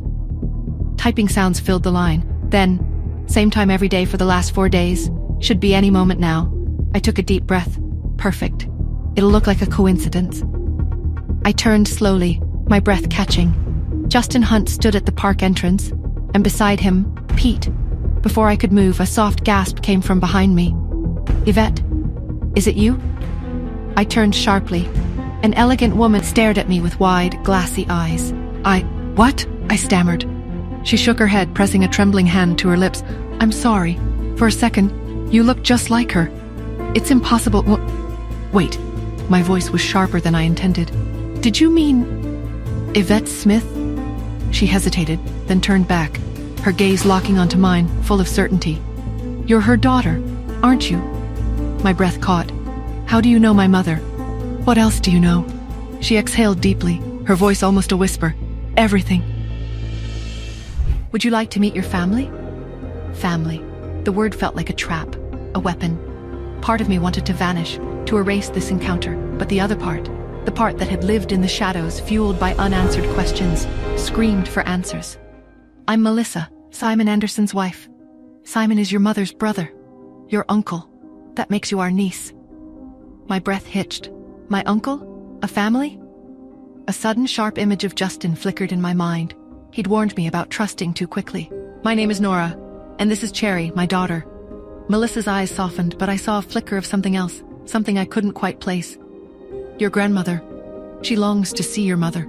She would be overjoyed to meet you. I don't know, I said, my voice tight. I need time. Cherry tugged at my hand. Ice cream, Mama? Melissa smiled, a bit too brightly. Of course, sweetheart. I knelt, holding Cherry's gaze. We're going to meet, family, but stay close, okay? Cherry nodded, her eyes wide. Okay, Mama. The Anderson home was opulent, suffocating. Simon's eager welcome felt rehearsed. I was a puzzle piece they were trying to fit, but the image was unclear. You look just like her, Simon said, his eyes searching mine. Mom is waiting, Melissa said, her voice strained. Mrs. Anderson, blind and frail, sat in a rocking chair. Nora, she whispered, her voice trembling. You have your mother's voice. Where have you been? I didn't know about you, I said, my voice flat. Cherry ran to her, a bright spot in the tension. Hi, Grandma. Mrs. Anderson embraced Cherry, tears streaming down her face. My sweet child. Then she reached for me. May I hold your hand? I hesitated, then placed my hand in hers. You feel just like her, she whispered. Later, in my mother's untouched room, I dialed solo. Solo. I need everything on Simon Anderson, Melissa Anderson, and Cheryl Anderson. And Justin Hunt. Find out if and how he knows them. Harmonia Pharmaceuticals. Clean. Too clean, Solo said, his voice laced with suspicion. Justin's been seen with Simon. He's been asking questions around town, too. What's going on? They're my family, I said, my voice tight. But something's off. And Justin, he's involved. Damn. Be careful, Nora. You know Justin plays his own game. Always, I said, hanging up. A painting crashed to the floor, revealing a hidden letter. If you're reading this, I've done what I must. Ian Smith, I owe you the biggest apology. Ian Smith? The name was a dead end. Mrs. Anderson stood in the doorway. Nora. Grandma, I said, offering a small smile. She handed me a locket, your mother's. Inside, a faded picture of my mother. Why? I asked. Because you belong, she said, her voice soft. A few days passed. The Anderson home felt less like a trap, more like home. Cherry was thriving, and Mrs. Anderson seemed lighter. Would you mind if I looked at Grandma's medical files? I asked Melissa. Of course, she said, handing me the folder. After reviewing the files, I made a decision. I'll be back later, I told Cherry. Be good. That night, I went to Mrs. Anderson's room. Grandma, I said. Say it again, she whispered. Grandma, come sit, she said. I think I have a medicine that might help you see, I said. You're like her, she said, smiling. Always helping. I trust you, she said, taking the medicine. Good night, Grandma, I said. Good night, Nora. As I was trying to fit into my new family, he found out that I was in New York. He picked up his phone and dialed his most trusted resource, Chester, Justin said, his voice tense. I want you to find out what she is up to. Why is she in New York? Sure, Chester replied. He hung up. His gaze drifted to a photo on the dashboard, a young boy, smiling. I won't let them take you, he whispered. The next morning, Cheryl arrived, bright and friendly. It's so nice to finally meet you, Nora, Cheryl said, smiling warmly. I'm Simon's daughter. Hi, Cheryl, I replied, my eyes narrowing slightly. Simon's phone vibrated. Justin Hunt, he said, his eyes hard. I'll be back. Melissa noticed my tension. Do you know Ian Smith? I asked. She froze, her eyes widening. Cheryl's panicked voice echoed through the house. Mom! Dad! Grandma won't wake up! Her eyes, they're swollen! We rushed into Grandma's room. Melissa, Simon, Cheryl, and me. Grandma lay still, her breathing slow. Grandma's still sleeping. Cheryl's voice was laced with panic. Melissa knelt by the bed, gently shaking Grandma's shoulder. Mom, wake up. Cheryl grabbed a pill bottle from the nightstand, frowning. These aren't her usual meds. I gave them to her, I said calmly. It's a treatment for her eyesight. The drowsiness is a side effect. But what if it's too strong? Melissa asked, her voice tight with worry. Simon stepped forward, his tone reassuring. Nora is a doctor. Yvette was a medical genius. I trust her. Melissa reluctantly agreed. We left, but Cheryl lingered, her eyes fixed on the pills. She slipped one into her pocket. What is she up to? I need to know what this is, she muttered. Hours later, I found Cherry, her little face scrunched with worry. Grandma's still sleeping. She'll be better soon, I reassured her, giving her my phone. 20 minutes, like always. Sherry took the phone, but instead of playing games, she called Chester. Chester, can you give the phone to Pete? I heard Pete's grumpy voice. Cherry? Pete, are you okay? Cherry asked brightly. Yeah, I guess, Pete muttered. Dad brought me to New York. We know! Mom came here too, Cherry exclaimed. And we found Mom's family. I can't wait for you to meet them. Chester overheard, thinking, they deserve to be together. I have to help. Later, I learned from Chester that he went to Justin's office. Is everything okay between you and Pete? He'd asked. Justin sighed. No, he keeps asking about his mom, and I don't want to talk about her. Then why not give him a mom, Chester suggested. Marry someone, give him a mother figure. What? Justin asked, his eyes narrowing. What about Nora? Chester continued. You liked her once, and she has a daughter? Pete wouldn't feel so lonely. That's enough. Get out, Chester, Justin said coldly. Chester left. Justin stared at the ceiling. Nora as Pete's mom?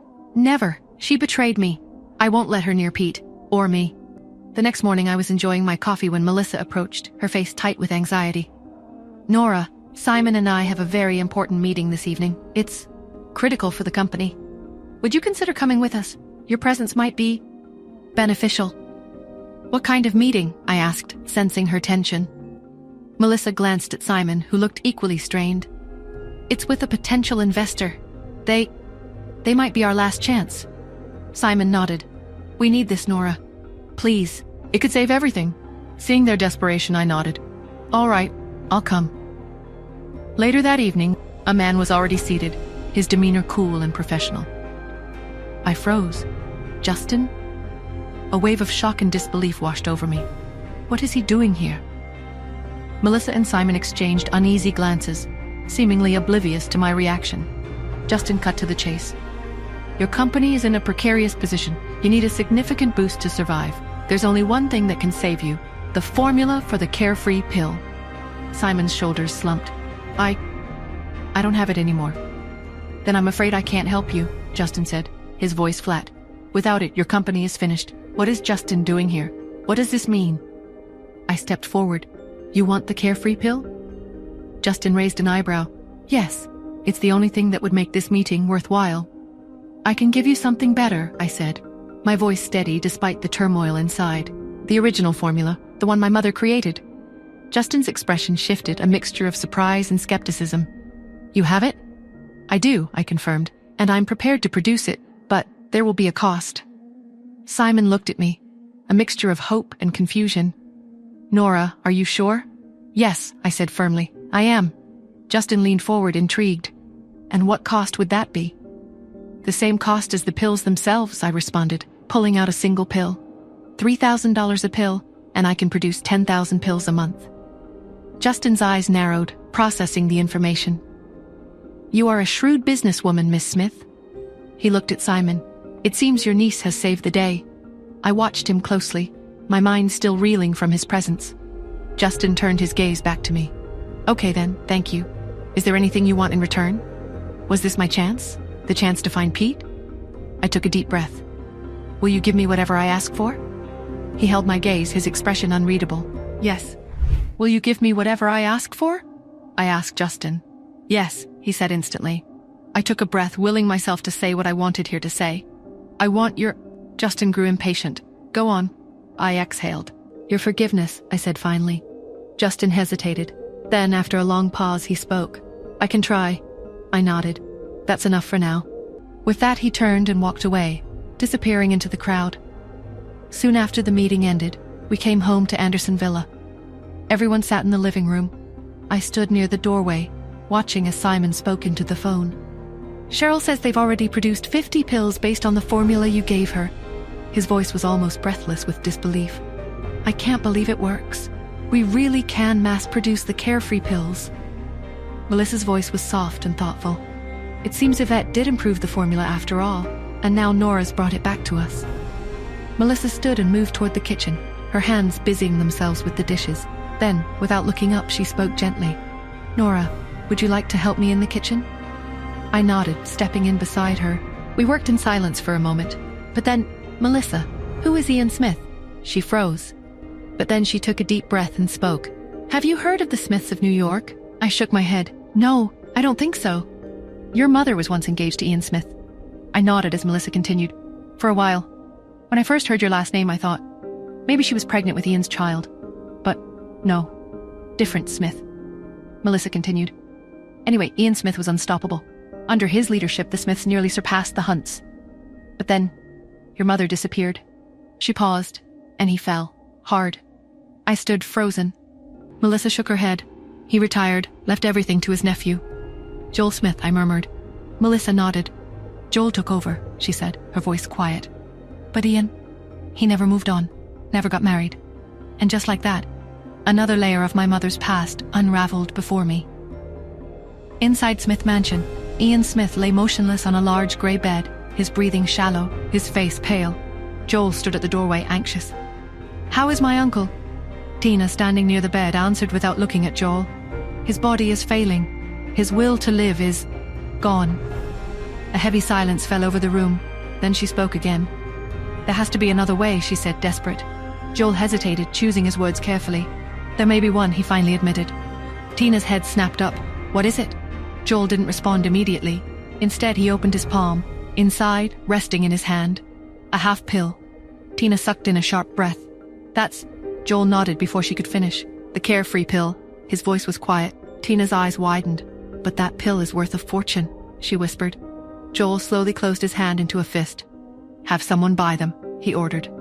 Quietly. Tina gave a small nod. The Andersons won this round, he admitted. But if we don't make a move, they'll rise above us. Don't worry, Tina assured him. I'll handle it. Nora Smith and the Andersons will be crushed. Back home, Grandma and Melissa led me into the study after dinner. Mrs. Anderson's eyes, now fully healed, scanned my face with kindness and curiosity. Cherry must be 8 now, she said gently. It's not good for her to stay home all the time. Aren't you going to send her to school?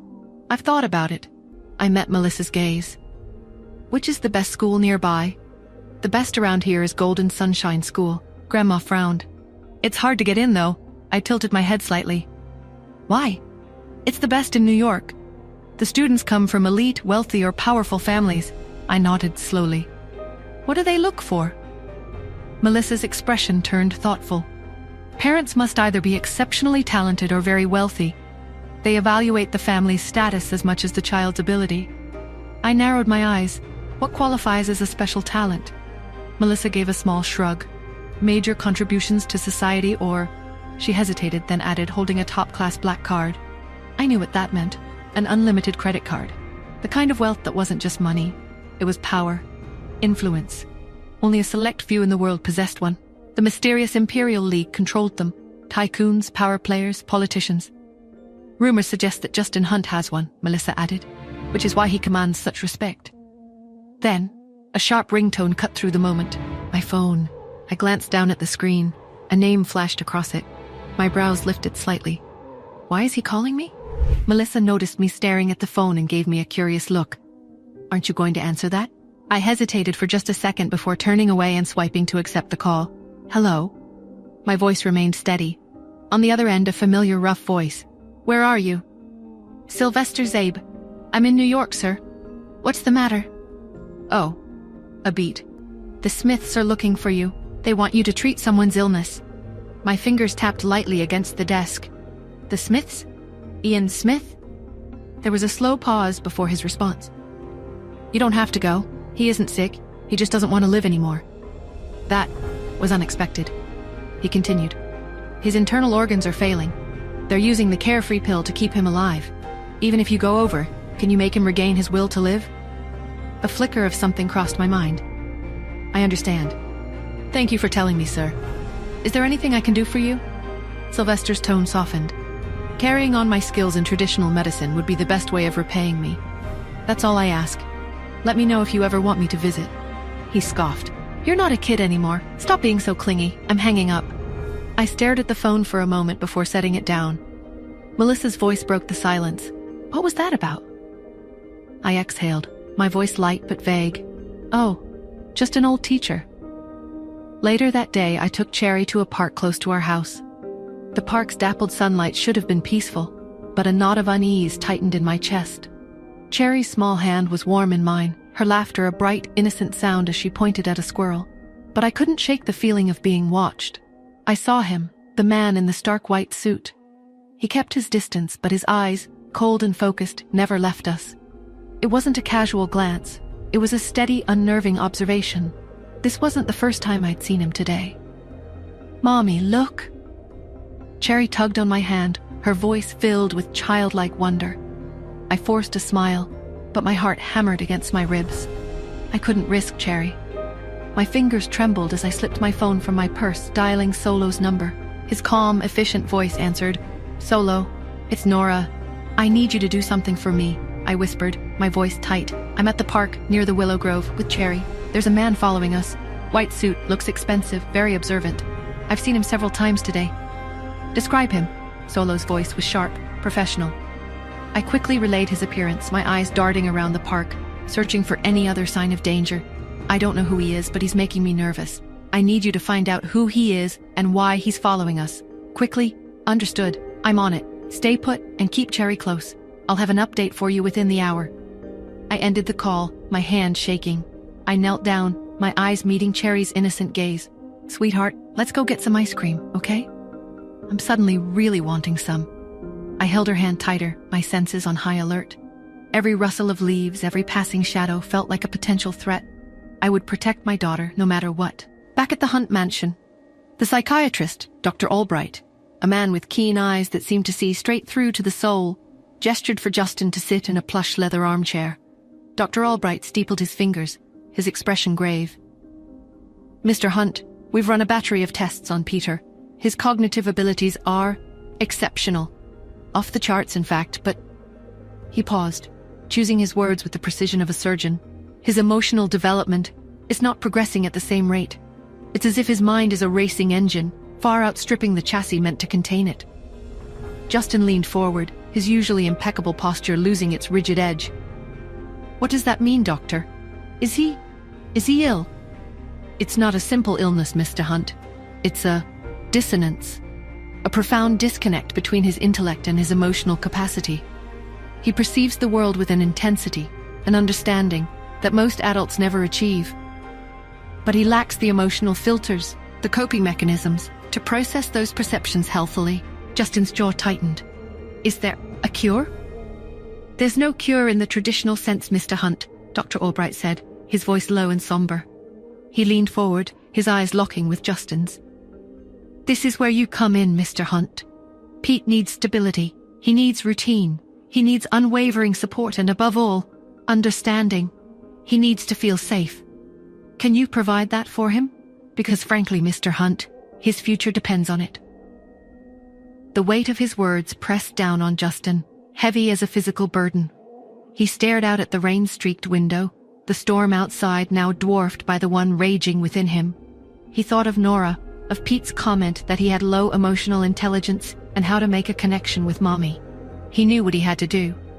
Back at Anderson Villa, I slung Cherry's bag over my shoulder and made my way downstairs.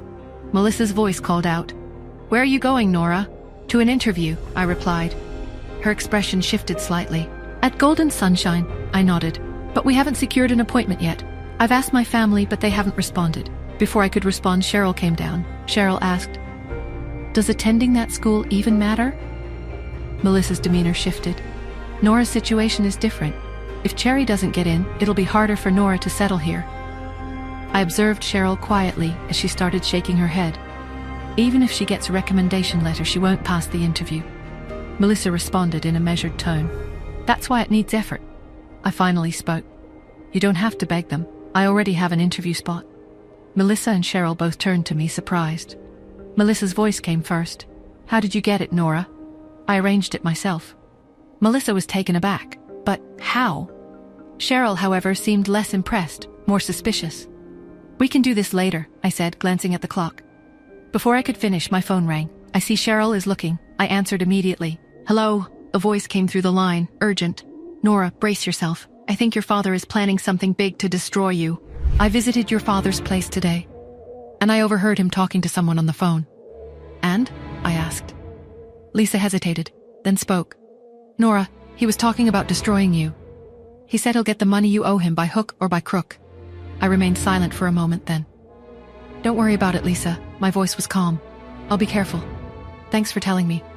After disconnecting the call, we pulled up to the grand entrance of Golden Sunshine School, slowing the car as he approached the gates. As he rolled down the window, a security guard immediately stepped forward with disinterest. Please park outside. Visitors aren't allowed to drive in. Melissa frowned. We're here for an interview. The guard simply pointed toward the designated visitor parking lot outside the gates. With a sharp exhale, Melissa turned the wheel and parked at an empty spot. I unbuckled Cherry's seatbelt, took her hand in mine, and stepped out. Just as we reached the entrance, a sleek Rolls-Royce Phantom stood up at the gates. Without hesitation, the guard stepped aside, waving the car through without a single question. From behind me, Melissa scoffed. Maybe we should have brought the Ferrari. Once we got inside the gates, we saw that the interior of the school was grand, almost like a 5-star hotel. Melissa scoffed, her arms crossed. I don't want to be rude, but this place isn't for kids like Cherry. You don't have to prove anything. I turned to her. It's not about proving anything. She needs the right environment to thrive. Lowering myself to Cherry's level, I met her wide eyes. If you can stay here for 3 months without revealing who you are or using any family influence, I said gently, I'll grant you one wish. Cherry's face lit up. Anything? I smiled. Anything, Melissa sighed, as if they'll even let her in. Melissa expected a grueling interview, but instead of a long drawn-out process, the principal simply handed me a neatly folded bundle. This is Cheryl's uniform. She can start tomorrow, he said with a warm smile. Melissa's mouth fell slightly open. Her eyes darted between me and the principal, confused. Wait, what? That's it? Her voice held pure disbelief. I accepted the uniform with an easy smile. Thank you, Principal. We appreciate it. I turned and walked out, holding Cherry's hand. Melissa, however, remained frozen in place. But what about the interview? The tests? The process? She struggled to make sense of it. The principal chuckled. Oh, they were exempted from the process. It's lengthy and would take weeks. We didn't want Miss Smith to go through all that. When we got the call from someone in corporate about Miss Smith, we had already started preparing the uniform. Melissa swallowed hard before quickly following us outside. The ride home was unusually quiet. Melissa just kept staring at me without saying anything. Once we reached home, we heard a strong, low-pitched voice coming from the living room. Why didn't you wait for me, Melissa? I was only an hour and a half late. I walked in with Cherry. Melissa followed. Melissa stood in the middle of the room. Across from her, Simon sat on the sofa. You need my help to get into a school like that, you know, Simon added. Melissa said lazily. Cherry was accepted without an interview. Simon's face hardened. That's impossible, he said sharply. Only the Hunts, the Smiths. Melissa cut him off. Doesn't matter. Cherry got in. Her classes start tomorrow. As I took Cherry's hand and started up the stairs, I heard Melissa mutter under her breath. It must be Justin. He must have helped Nora. That night I was trying to sleep when my phone suddenly rang. I groaned, but the moment I saw the name flashing across it, my drowsiness faded. Justin Hunt. Hello, Miss Smith. His voice was smooth. I rubbed my temple. What's up? A brief pause. Your Aunt Melissa just called. She wants you to invite me to lunch. As a thank you for the recommendation letter. Of course. I should have known Melissa wouldn't let it go. I opened my mouth to protest, but before I could even get a word out, his amused chuckle came through the speaker. So, when are you planning to invite me? I shut my eyes briefly, realizing there was no point arguing. He wasn't going to drop this. Might as well get it over with, I muttered. Noon tomorrow? A small hum of approval followed. Okay. Then, after a pause, his voice lowered slightly. About the recommendation letter. I didn't tell your aunt it wasn't me. Want to keep it that way? Yes, please. For a second, silence stretched between us, comfortable yet charged. Then I casually added, and about lunch? You should bring your son, too. I could almost hear his hesitation. Then, noted. The next day, the Anderson mansion was quieter than usual. I was heading toward the door when Melissa intercepted me. Did Cherry go to her first day at school? I nodded. Yeah, I dropped her off this morning. Melissa hesitated for a moment before continuing. Okay. There's a dance party in a few days. You should come. Meet some people. Sure, I muttered absently. But Melissa wasn't convinced. As the door shut behind me, I heard her murmur to herself. What if she doesn't know how to dance? From the couch, Simon said, "Then don't dance. Simple." "It's a dance party, Simon. I'll call Cheryl's dance teacher. At least she should learn the waltz." When I almost reached the location Justin sent me, a subtle smile tugged at my lips. I'm finally going to see my son today. When I reached the restaurant, I was taken to a private dining room. When I opened the door, my eyes immediately sought out the familiar figure I had been waiting for, a hopeful smile forming, until it abruptly vanished. Justin sat at the table with a coffee cup in hand. No Pete. My jaw clenched. "Where's your son, Mr. Hunt?" My voice was steady. "Where's your son, Mr. Hunt?" My voice was steady. Justin took a slow sip of his coffee before responding smoothly. "He has classes, of course." There was no Pete, just Justin. A quiet sigh. Reaching for the coffee in front of me, I took a sip. Justin raised an eyebrow. "That's Hacienda La Esmeralda? Quite rare?" I barely blinked. "Tastes like coffee." He chuckled. "You have no appreciation for the finer things, Miss Smith." Before I could respond, a waiter entered, setting down an exquisitely arranged plate in front of him. "Great," I said flatly, eyeing the dish. "We can leave when you're done." Justin picked up his fork before replying. "I ordered 6 more courses." "You're joking." Justin took a slow, deliberate bite. After a few minutes of silence, he finally broke it. "So, how's your daughter? Adjusting well?" His tone was casual. "She's fine." He leaned forward slightly. "And your new family? Settling in nicely?" I exhaled. My patience was running thin, and I had no interest in indulging in his probing questions. "These are all boring questions, Mr. Hunt." Justin smirked. "Oh? What would you rather discuss?" My gaze flickered to the bottle of wine on the table. Without breaking eye contact, I reached for it, spinning it between my fingers. "Let's play a game," I said smoothly. "Let's play truth or dare." "There's no need for games. You can just ask, Miss Smith." I leaned forward slightly. "Okay, how did you and Pete's mother come to have him, Mr. Hunt?" The smirk faded from Justin's lips. For the first time during the entire meal, his voice carried a warning edge. "Be careful with your questions, Miss Smith." Justin sat across from me, completely focused on his meal, deliberately ignoring me. I leaned forward slightly. "Do you still talk to Pete's mother?" He didn't even flinch. His fork moved smoothly from plate to mouth, as if I hadn't spoken at all. I watched him carefully before pressing further. "How did you two meet?" Still, nothing. "Come on, Justin." My voice remained light. "She must have been someone special." Justin suddenly slammed his fork down. "Stop with these questions, please." Silence. Then his voice came again, firmer this time. "I don't want to talk about that horrible woman." I didn't respond. Then his gaze lifted to mine, cool and calculating.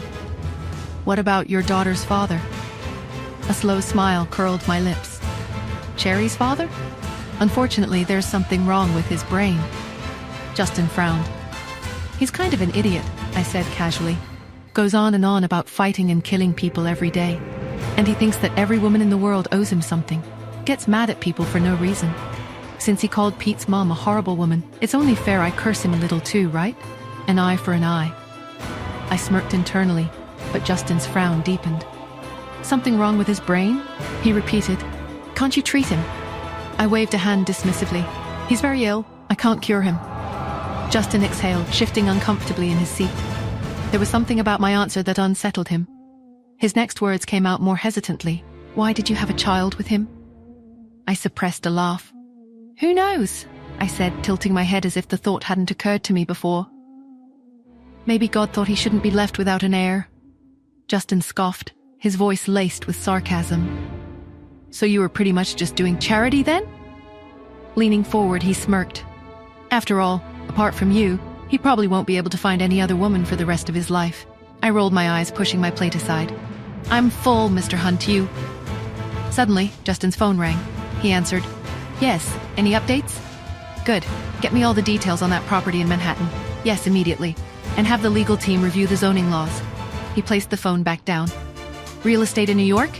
I asked, raising an eyebrow. "Not a great time for it, Mr. Hunt.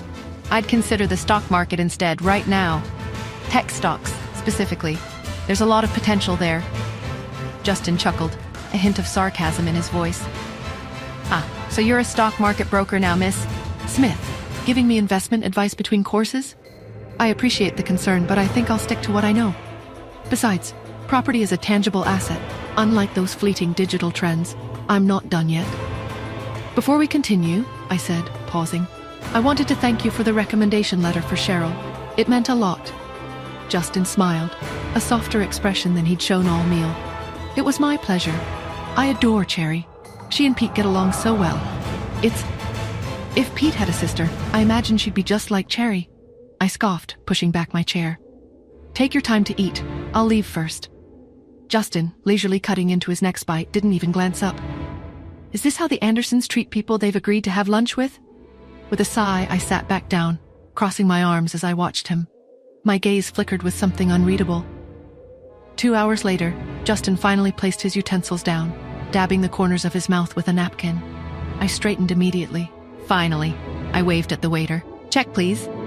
The waiter smiled politely. Mr. Hunt has already taken care of the bill. I blinked, turning toward Justin. It's my treat this time, he said smoothly. You can treat me next time. I narrowed my eyes suspiciously. Next time? I followed him out of the private room, my mind already planning a million ways to ensure there would be no next time. Suddenly my phone rang. Pulling out my phone, I quickly answered. Miss Smith, you need to come down to the school immediately. Something happened to Cheryl. My entire body tensed. What happened? Please just come as soon as possible. I turned to Justin. I have to go. He frowned. What's wrong? When I reached the school, I strode through the entrance until I spotted Miss Lynn, Cherry's teacher, rushing toward me. Miss Smith, I cut her off sharply. Are all the kids okay?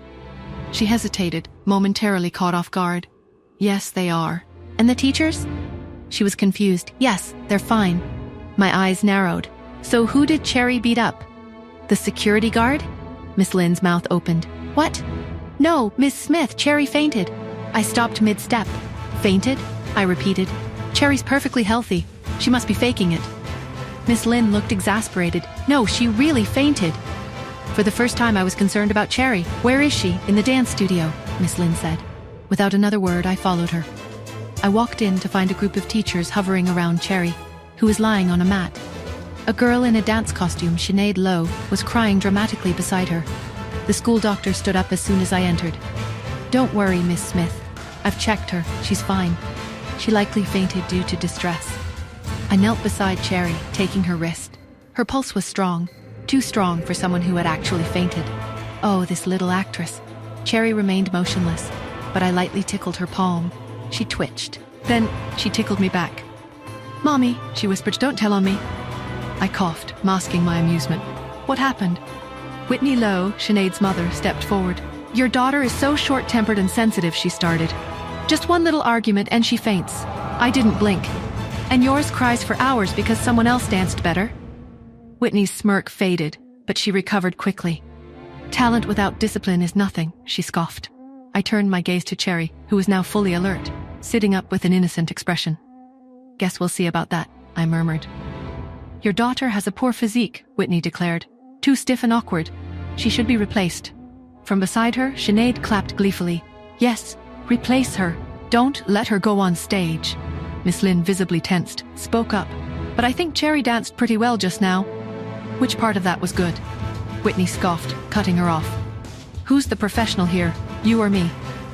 Miss Lynn, I said. Would Cherry be allowed to participate if someone more qualified than Mrs. Lowe vouched for her talent? Whitney's smirk twitched. Her arms tightened across her chest. Until you prove otherwise, Whitney said. Cherry is banned from my classes. With that, she turned to leave. I smoothly stepped in front of her, blocking her path. She froze, her irritation evident. What are you doing? She snapped. Mrs. Lowe, shouldn't you apologize for bullying my daughter? Absolutely not. I took a step closer. You will apologize, I said, or you won't like the consequences. For a moment, Whitney shivered. I'm sorry, she muttered. I yawned, stretching slightly before turning to Cherry. Let's go. As the door swung shut behind us, I could almost hear Whitney screaming. Then, I'm calling the police. Whitney's furious voice rang out behind us. She threatened me. I'll have her arrested. The principal strolled into the dance studio and walked toward Whitney Lowe. His voice was calm but authoritative. Mrs. Lowe, we don't know who Miss Smith is, he began. But we've been instructed by certain important people to treat her with the utmost respect. We can't afford any trouble. For a brief moment, Whitney's face twisted with disbelief. Important people? What does that mean? On our way back home, Cherry sat in the front passenger seat. Mommy, will you be asking Aunt Tanya to come back to America for my sake? She asked. I raised an eyebrow. No, why would you think that? Cherry folded her arms. But Aunt Tanya loves dancing, and she's better than Mrs. Lowe. A quiet chuckle slipped from my lips. Smart girl. She's coming next week to judge a festival, that's all. Cherry's face lit up instantly. Oh, that's so exciting. As we stepped out of the car and headed inside the Anderson mansion, Cheryl rushed toward us. Nora, she called out. I really want to thank you for the formula. Cheryl's grin widened as if she'd been waiting for the perfect moment. She said, I want to take you out for drinks. You have been very nice to me, Nora. I smiled. Yes, we'll. Sure. Soon. Back in my room, I sank into an armchair, pondering how to get Cherry back into the dance team. Whitney Lowe's arrogance was infuriating, and I knew Cherry deserved a chance to shine. Inside Justin's dimly lit study, the air crackled with unspoken tension. Chester stood before Justin's desk, his expression grave.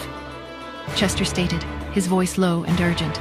I've traced several anomalies, encrypted communications, and suspicious entries in the access logs. Someone is actively targeting the research being held for Pete's future. Justin leaned back in his leather chair, his gaze sharp. Who? Who would dare? I suspect our uncle, Chester replied, his voice barely a whisper. His ambition has always been a concern. But this feels different, calculated, dangerous. He desires Pete's inheritance. Justin's jaw tightened. He wouldn't risk Pete. He knows the consequences. He's desperate, Justin, Chester countered. Pete is the sole heir to the Hunt fortune. If the research, which is a vital part of Pete's inheritance, is compromised, the power shifts. It shifts to him. Justin rose, pacing the room. We need to tighten security, Chester. Every access point, every communication channel. I want constant surveillance on Pete. No one gets near him without my express permission. Understood, Chester said, nodding. But Justin, we need to consider all angles. We need allies. Allies? Justin questioned, his voice laced with skepticism. Who can we trust? Nora, Chester offered, his tone carefully neutral. She's shown a genuine interest in Pete. She's intelligent, resourceful. Justin stopped pacing, his gaze fixed on Chester. Nora? You want me to trust her? After everything? She cares about Pete, Justin, Chester insisted, and you, I believe. We need to consider all options, especially now. She could be an asset in protecting the research, and therefore Pete. I appreciate your concern, Chester, Justin said, his voice firm, but I won't use Pete as a pawn. I won't use anyone as a pawn. I still have reservations concerning Nora, and I will not risk Pete's safety. We must focus on securing the research that is being held for Pete and finding out who is trying to harm him within our own family. Chester sighed, his gaze dropping. As you wish, Justin, but I fear we are underestimating the danger. We need to act quickly. Justin nodded, his expression grim. Then we will act. But we will do so with caution and with absolute certainty. Cherry sat on the edge of my bed, her small shoulders slumped, her usually bright eyes dimmed with unshed tears. Mommy, she whispered, her voice a fragile thread. They laughed at me. I knelt beside her, my heart twisting with a fierce protectiveness. Who, Cherry? Who dared to laugh at you? I kept my voice gentle, but a cold fury was already building within me. Whitney and Sinead, she choked out, tears finally spilling down her cheeks. They said I was lying about Justin Hunt being my father. They said I was just a nobody trying to pretend. I wanted to dance, to show them, to prove them wrong, but I messed up. I pulled her into a hug, my fingers stroking her soft hair. Oh, my sweet girl. Their words are empty, Cherry. They're cruel and small. You are talented, strong, and they're just jealous of the spark they see in you. I felt a bitter taste in my mouth, the familiar sting of injustice. But I need to show them, she insisted, her small fists clenching, her voice gaining a desperate edge. I need to make them regret it. I need to make them see that I'm not just some kid they can push around. And you will, I promised, my voice firm, laced with a quiet determination. I'll find you a teacher, someone who will make Whitney Lowe look like an amateur, someone who will reveal your true brilliance and make them swallow their words. I thought of the best dance teachers I knew, each with a unique skill set. Aunt Tanya? She asked, her eyes lighting up with a flicker of hope. She's the best. Not this time, sweetheart, I said. a flicker of something unreadable passing through me. We'll find someone else, someone unexpected, someone who will surprise them all. Later in the grand living room of the Hunt mansion, Pete sat beside Justin. The room, usually filled with a cold, formal atmosphere, held a rare moment of tenderness. Pete sat beside Justin on a plush sofa, his small face filled with a pure, innocent adoration. The contrast between Pete's innocent gaze and Justin's guarded expression was stark. "Daddy," Pete said, his voice soft, "I like Cherry. She tells funny stories, and she's not like the other kids. She's brave." Justin's expression softened, but a shadow of worry lingered in his eyes, a darkness that seemed to deepen with every passing moment. "I know, Pete, but you have to understand. I'm trying to protect you. Not everyone is as kind as Cherry. Some people have other motives." Pete's brow furrowed, his innocent eyes questioning. "Protect me from what, Daddy? From who?" Justin's jaw tightened, his gaze hardening as if he was looking at an invisible enemy. "It's complicated, Pete. There are people who might try to hurt you, people who want what you have, what you represent. But I won't let that happen. I'll always keep you safe." His voice was heavy, full of a pain he couldn't quite decipher, a fierce possessiveness that bordered on desperation. He looked at his son with a raw, almost desperate protectiveness, as if Pete was the most precious thing in the world, a fragile treasure he held close to his heart, a treasure he would defend with his life. As I was leaving the living room, Cheryl approached me, her eyes bright. "Nora!" she exclaimed, her voice cheerful. "Don't forget, you promised to take me out for drinks. I'm really looking forward to it." I smiled, though my mind was still racing with worry about Cherry and Justin. "Of course, Cheryl. I haven't forgotten. Let's do it tomorrow night, okay?" Cheryl's smile widened. "Perfect. It's a date." I stepped outside the mansion. I needed a moment alone to clear my mind and focus on the task ahead. I headed towards a nearby park, a place I often sought for solitude. As I walked, my phone buzzed, a familiar tune signaling an incoming call. I pulled it out of my pocket and saw Solo's name displayed on the screen. I hesitated for a moment, unsure if I wanted to answer. The conversation with Solo always left me with a lingering sense of unease, but I finally pressed the answer button. "Solo," I answered, my voice low, wary. "What have you found?" "Whitney Lowe's teaching methods are brutal, as expected," Solo said, his voice laced with a hint of dark amusement. "But if you want to really make her pay, if you want to deliver a blow that she won't forget, you should use Tanya. She's unmatched, a force of nature on the dance floor. It'll be a spectacular revenge, a performance that will leave them all speechless." "I don't want to drag Tanya into this," I replied, my mind already racing, piecing together the fragments of a puzzle I didn't fully understand. "I need something else. I need you to dig into Pete's birth history. I need to know how Justin Hunt acquired Pete. Everything, every detail, from the moment he entered Justin's life." "That's a delicate request," Solo warned, his voice laced with a hint of caution. "Are you sure you want to open that Pandora's box? Some secrets are best left buried." "Yes," I said, my voice firm, unwavering. "I need to understand. I need to know the truth, no matter how dark it might be." As I hung up, a chill ran down my spine, a sense of being watched. I turned, my gaze sweeping across the crowded street. The same man in a pristine white suit stood a short distance away, his eyes fixed on me, his gaze cold and unwavering. I had seen him before, lurking at the edge of my vision. A silent, unsettling presence, a phantom in the bustling city. Him again, I breathed, my heart pounding against my ribs, a frantic drumbeat of fear. I took a step towards him, intending to confront him, to demand answers, but he turned and vanished into the crowd, slipping away like a ghost, leaving me with a cold, hollow feeling, a sense of dread that settled deep in my bones. The morning sun streamed into the breakfast room, casting long shadows across the polished mahogany table. I sat across from Melissa, the air between us thick with unspoken questions. She had been unusually quiet, her gaze fixed on me with an intensity that made me uneasy. "Nora," she began, her voice hesitant, her gaze lingering on me as she stirred her tea. "I've been wondering about you and Justin." I took a sip of my coffee, trying to appear nonchalant, but my heart skipped a beat. "What about us, Melissa?" "Well," she continued, her voice carefully measured, "I know you're living here, and you're involved with Cherry.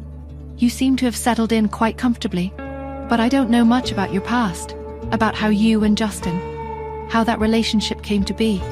She trailed off, searching for the right words, her eyes searching mine for any sign of discomfort. I offered a polite smile, but I felt a growing sense of unease. Melissa's curiosity felt probing, almost invasive. "My past is complicated, Melissa. There are things I'm not ready to discuss, and my relationship with Justin is still evolving. We're focused on what's best for Cherry." I deliberately steered the conversation away from myself and Justin towards Cherry, hoping to redirect her attention. Speaking of Cherry, she's been doing so well. She's really enjoying her time here. I'm grateful for how welcoming everyone has been. Melissa seemed to accept the change of topic, at least for the moment, but her gaze lingered on me, a hint of suspicion in her eyes. "Yes, she's a bright girl. Justin is very fond of her. He seems different when she's around." A wave of protectiveness washed over me, a fierce desire to keep Cherry safe from whatever undercurrents were swirling within this house. "And I'm very fond of her too, Melissa. She's become very important to me." Melissa nodded slowly, her eyes still fixed on me. "Of course, I can see that. But I'm just curious, Nora. About you, about Justin. It's only natural, isn't it?" I forced a smile, trying to maintain a facade of composure. "Perhaps, but some things are best left unsaid, Melissa. For now." After breakfast, I found a quiet corner to make a call. I needed to talk to Chester. I dialed his number and he answered almost immediately. "Chester," I said. "It's Nora. I have a request." "Of course, Nora. What is it?" he replied, his voice calm and professional. "I'm going out tonight with Cheryl," I explained. "I was wondering if Cherry could spend some time with Pete. They seem to enjoy each other's company." There was a brief pause on the other end of the line. Then Chester's voice softened slightly. "That's very thoughtful of you, Nora. I appreciate your concern for Pete's happiness." "Yes, Cherry is welcome to spend time with him." "Thank you, Chester," I said. "I'll make sure she's ready later." "I'm glad you're here, Nora," he said, a hint of sincerity in his tone. "Both Pete and Justin seem lighter when you're around. It's good for them." I felt a warmth spread through me, despite the underlying tension that always seemed to linger in this house. "I care about them, Chester." "I know you do," he replied. "We all do." As I ended the call, I couldn't shake the feeling that I was being watched. The memory of the man in the white suit resurfaced, a chilling reminder of the unknown dangers lurking in the shadows. I glanced around, but the hallway was empty. Still, the feeling persisted, a sense of unease that clung to me like a second skin. Later that night, my phone rang. It was Solo. "Nora, Tanya Turner is coming to the city," he said, his voice laced with a warning. "Tanya?" I asked, surprised. "Yeah. She's judging a dance festival. Be careful, Nora." I hung up, a knot forming in my stomach. Tanya's arrival meant trouble. In the evening, Cheryl and I went to a bar to unwind. I was still unsettled by everything: the man in the white suit, Solo's warning, the strange undercurrents in the Hunt mansion. I ended up having too much to drink. The world around me swam, the music a distorted echo. Desperate to make some kind of sense of it all, I pulled out my phone, dialing Justin's number. "Mr. Hunt, I'm drunk," I slurred, my words thick and clumsy. "So?" he asked, his voice cold and distant. "Name your price. I want to buy your son." "What?" he asked, his voice now filled with alarm. 800 million. Take it or leave it," I said, my voice slurring. "Hello? Are you still there?" Just then Cheryl gasped, her eyes wide with disbelief and excitement. "Oh my God, that's Tanya Turner!" I turned to see her and she approached, a bright, almost predatory smile on her face. "Nora, what a surprise," she said, her voice booming, her hug almost too tight. "Tanya, what are you doing here?" I asked, my mind still hazy, struggling to focus. "Judging a dance festival," she replied, her eyes glittering with an intensity that made me uneasy. Cheryl was practically vibrating with excitement. "You two know each other? Oh my God, Nora, I'm your biggest fan, Miss Turner. Your routines are legendary. I've been following you for years." Tanya's smile widened, her gaze shifting to Cheryl. "Well, aren't you sweet? It's always a pleasure to meet someone with such good taste." She then turned back to me, her voice suddenly warm and inviting. "Nora, it's been so long. I was wondering if I could stay with you and Cherry while I'm in town. It would be just like old times." I hesitated, 1,000 thoughts racing through my mind. Tanya staying with us? It felt like inviting chaos into my already complicated life. I opened my mouth to politely decline, but Cheryl interrupted, her voice filled with enthusiasm. "Oh, Nora, please say yes. It would be amazing. Imagine having Tanya Turner in the house. It would be an honor." Cheryl's excitement was infectious, and I found myself wavering. Tanya's eyes pleaded, "Please, Nora, just for a little while." I looked from Cheryl's eager face to Tanya's expectant one. Trapped. "All right," I said, my voice resigned. "You can stay." Cheryl squealed with delight, pulling Tanya into another hug. "This is going to be incredible." Later, as the bar closed, I walked to the underground parking garage, the dim lighting and echoing silence amplifying my unease. I felt vulnerable, exposed. Suddenly, a strong hand grabbed my wrist. I reacted instinctively, trying to pull away, but a firm grip stopped me. "It's me." Justin's voice, low and close, sent a shiver down my spine. "Justin," I breathed, my heart pounding. "Why are you so interested in my son?" he asked, his voice cold and questioning, his grip tightening slightly. He reached the underground parking garage. It was dimly lit and eerily quiet. Tanya and Cheryl walked ahead, arm in arm, laughing. I trailed a few steps behind, letting them have their moment. Then a strong hand clamped around my wrist out of nowhere. My instincts kicked in, and I swung, my fist, only for it to stop, caught mid-swing by a firm, familiar grip. "It's me," Justin Hunt said. My eyes adjusted to the shadow. He leaned in slightly. "I just have one question, Miss Smith." "And what's that?" I asked. "Why are you so interested in my son?" Was it time I told him the truth? Puzzled, I slowly replied, "I just find him very adorable and sweet. He's such a sensitive boy, and I feel like I have a connection with him. Do you want to become his mother?" He replied, almost nonchalantly. A smile tugged at my lips. I was his mother. Of course, Justin didn't know that. But still, what did he mean by become his mother? I paused. Something about this seemed off. He continued, "Miss Smith, you have a very unique way of confessing your love." I scoffed in exasperation. I found Justin to be narcissistic on a good day, but this was ridiculous. The corners of my lips spasmed, and I immediately replied, "You're mistaken. I'm not asking for me. I'm asking for a friend of mine." And then I just rushed out of his sight, expecting no answer. Meanwhile, at the school, it was 2:30 in the afternoon. Children who'd finished their afternoon snack were allowed to play while the others finished eating. Cherry had always been a very picky eater. After she was done eating the bits of her snack she wanted, she carried her little plate over and handed it to the teacher. Her big round eyes blinked as she said, "Miss Lynn, you've lost so much weight again today. You should eat a little more. When I saved you some of my vegetables." Miss Lynn was indeed on a diet, so Cherry's words hit a nerve. She thought Cherry was such a cute little girl. She couldn't resist her flattery. Miss Lynn rubbed her head gently and said, "Little Cherry is so smart. You're right. I am on a meat-free diet, so I can only eat vegetables, thank you." The other children looked at her enviously. They couldn't believe Cherry was being allowed to skip her veggies. They wanted to do the same. Cherry ran over happily to the play area to wait. She was about to pick up a Barbie when someone snatched it away. Sinead stood in front of her with her hands on her hips and said loudly, "Didn't your mother say that she was going to get a more professional dancer to evaluate you? It's already been a week, but she still hasn't gotten anyone over. You're a liar." All the other children looked over. They all understood that lying was very, very bad. Sinead continued, "You're a bad girl. We're not going to play with you." Cherry was being bullied. My heart ached. Cherry, my Cherry, standing her ground against Sinead and her little pack of wolves. Sinead, that little terror, the dance teacher's daughter, was clearly trying to break Cherry. "Yes, Cherry, you're a bad girl. We're not going to play with you," they chanted, the familiar awful rhythm of playground bullying. "Liar, liar, pants on fire, your nose is going to grow longer." I'd seen it before, the way Sinead manipulated the other kids, how she thrived on making someone cry. But Cherry, she just lifted her chin. "I didn't want to play with a selfish, rude, and uncultured kid like you in the first place," she declared, her voice clear and steady. My breath hitched. I was so proud of her. But then Sinead's face crumpled, and the wailing started. The sheer audacity of it.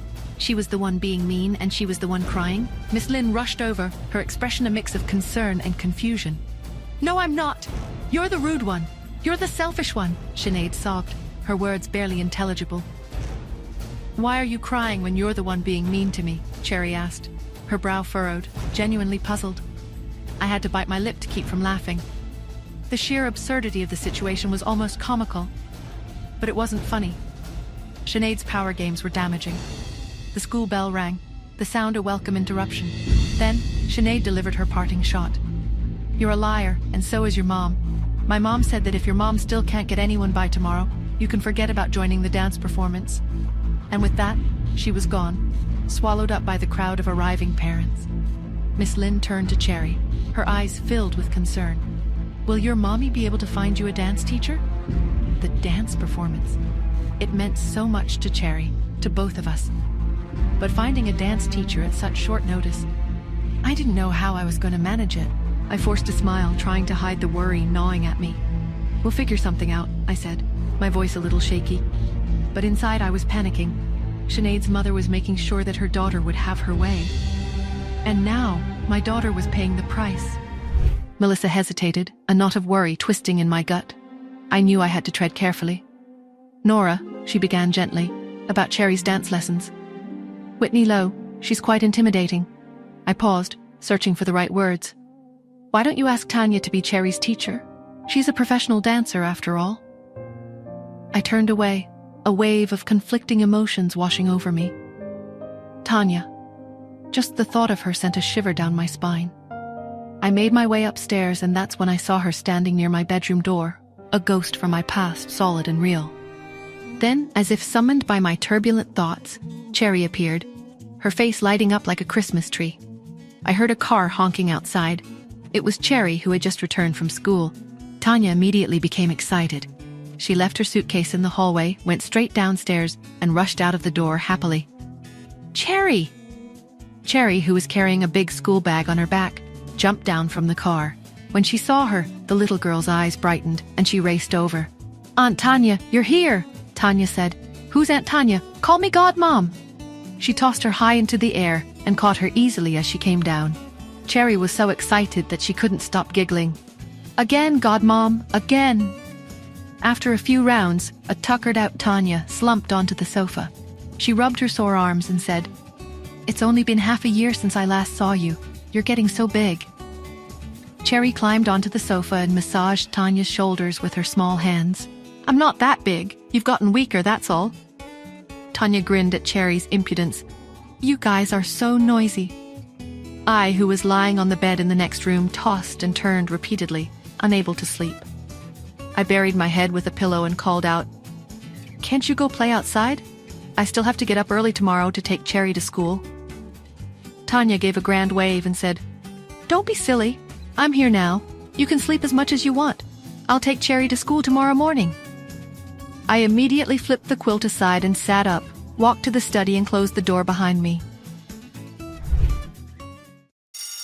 The next day, when they reached the school gates, Cherry just so happened to see Whitney and Sinead also coming up to the school entrance as she got out of the car. Whitney stopped in her tracks when she spotted her. Sinead yelled, "Liars aren't allowed to go to school." Whitney stood behind her daughter and glared at Cherry. She said coldly, "Cheryl Smith, it's not good to lie. As punishment, you are to stand at the school gates and shout 100 times. I was wrong. I won't ever lie again. You can only enter after you've reflected upon your actions." Miss Lynn, who was greeting the school children at the school gates, couldn't stand it anymore. She said, "Mrs. Lowe, let's not do that. There are a lot of people coming and going here. It won't be good if other parents think that we're carrying out such harsh punishment." Whitney scoffed.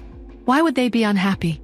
We have to hold these children to high standards if we're going to maintain a reputation of excellence as an international school. You spoil them. That's why children like Cheryl are developing bad habits." At this point, a voice reached their ears. "Whitney, is bullying kids your new hobby? I thought you'd find something better to do while I was away."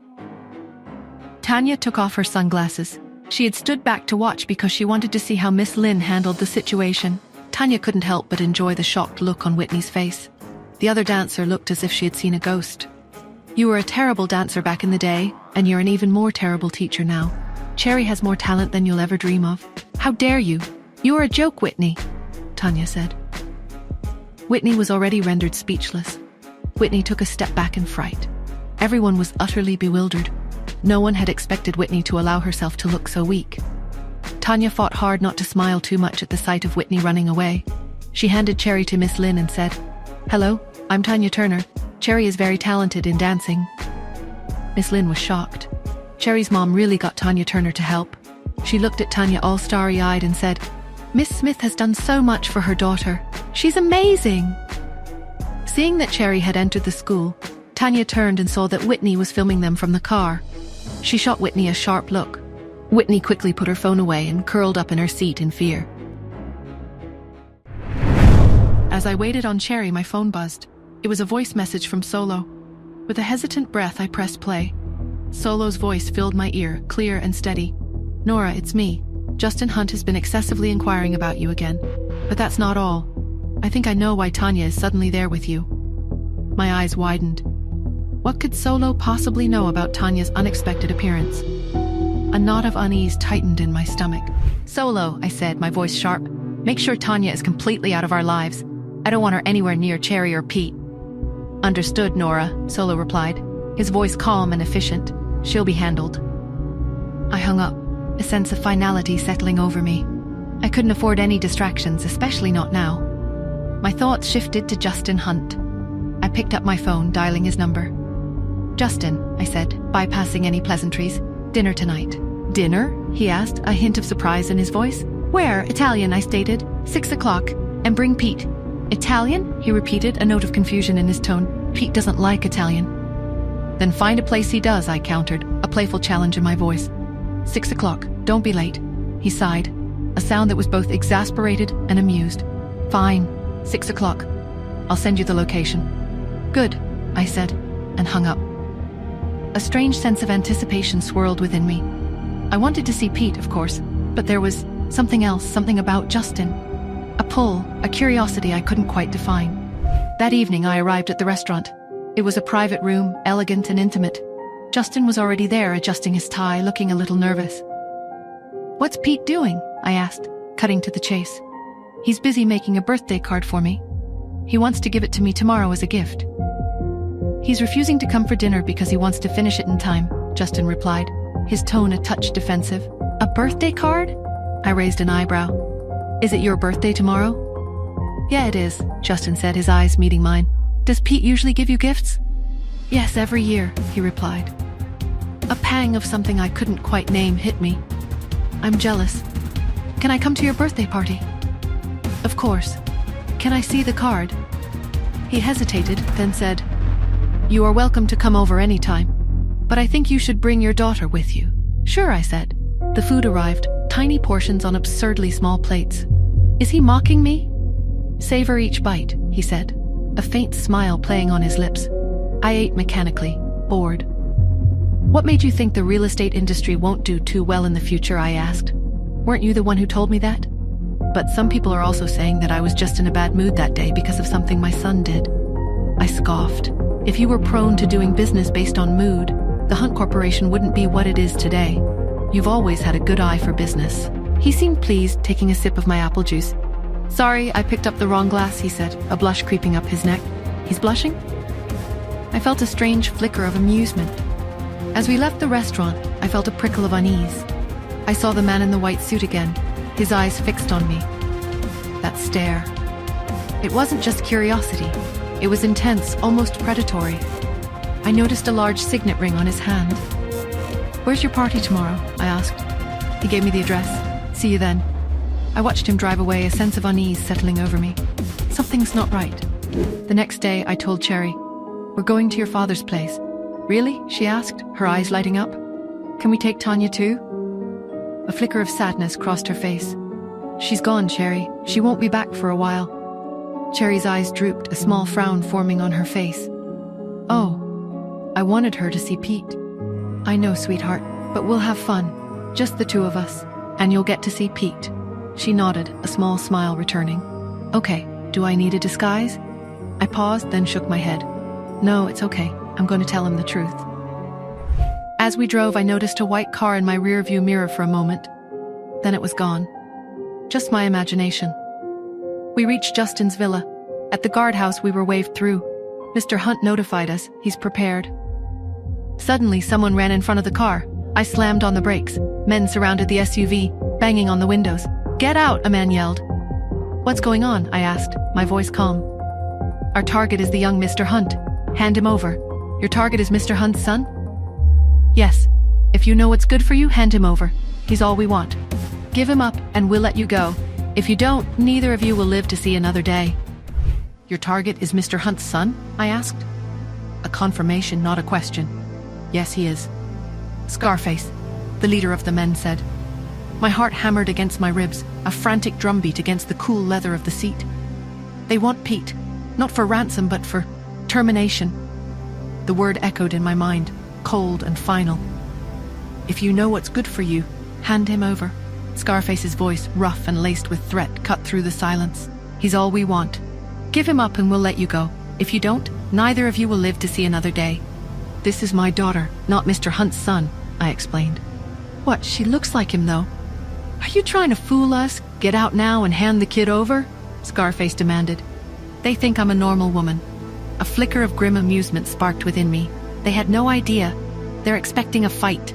They were counting on brute force, on a display of physical prowess. But I wasn't going to give them the satisfaction. I wasn't going to play their game. Instead, I focused on the details. The way Scarface's men shifted, the subtle tension in their stances.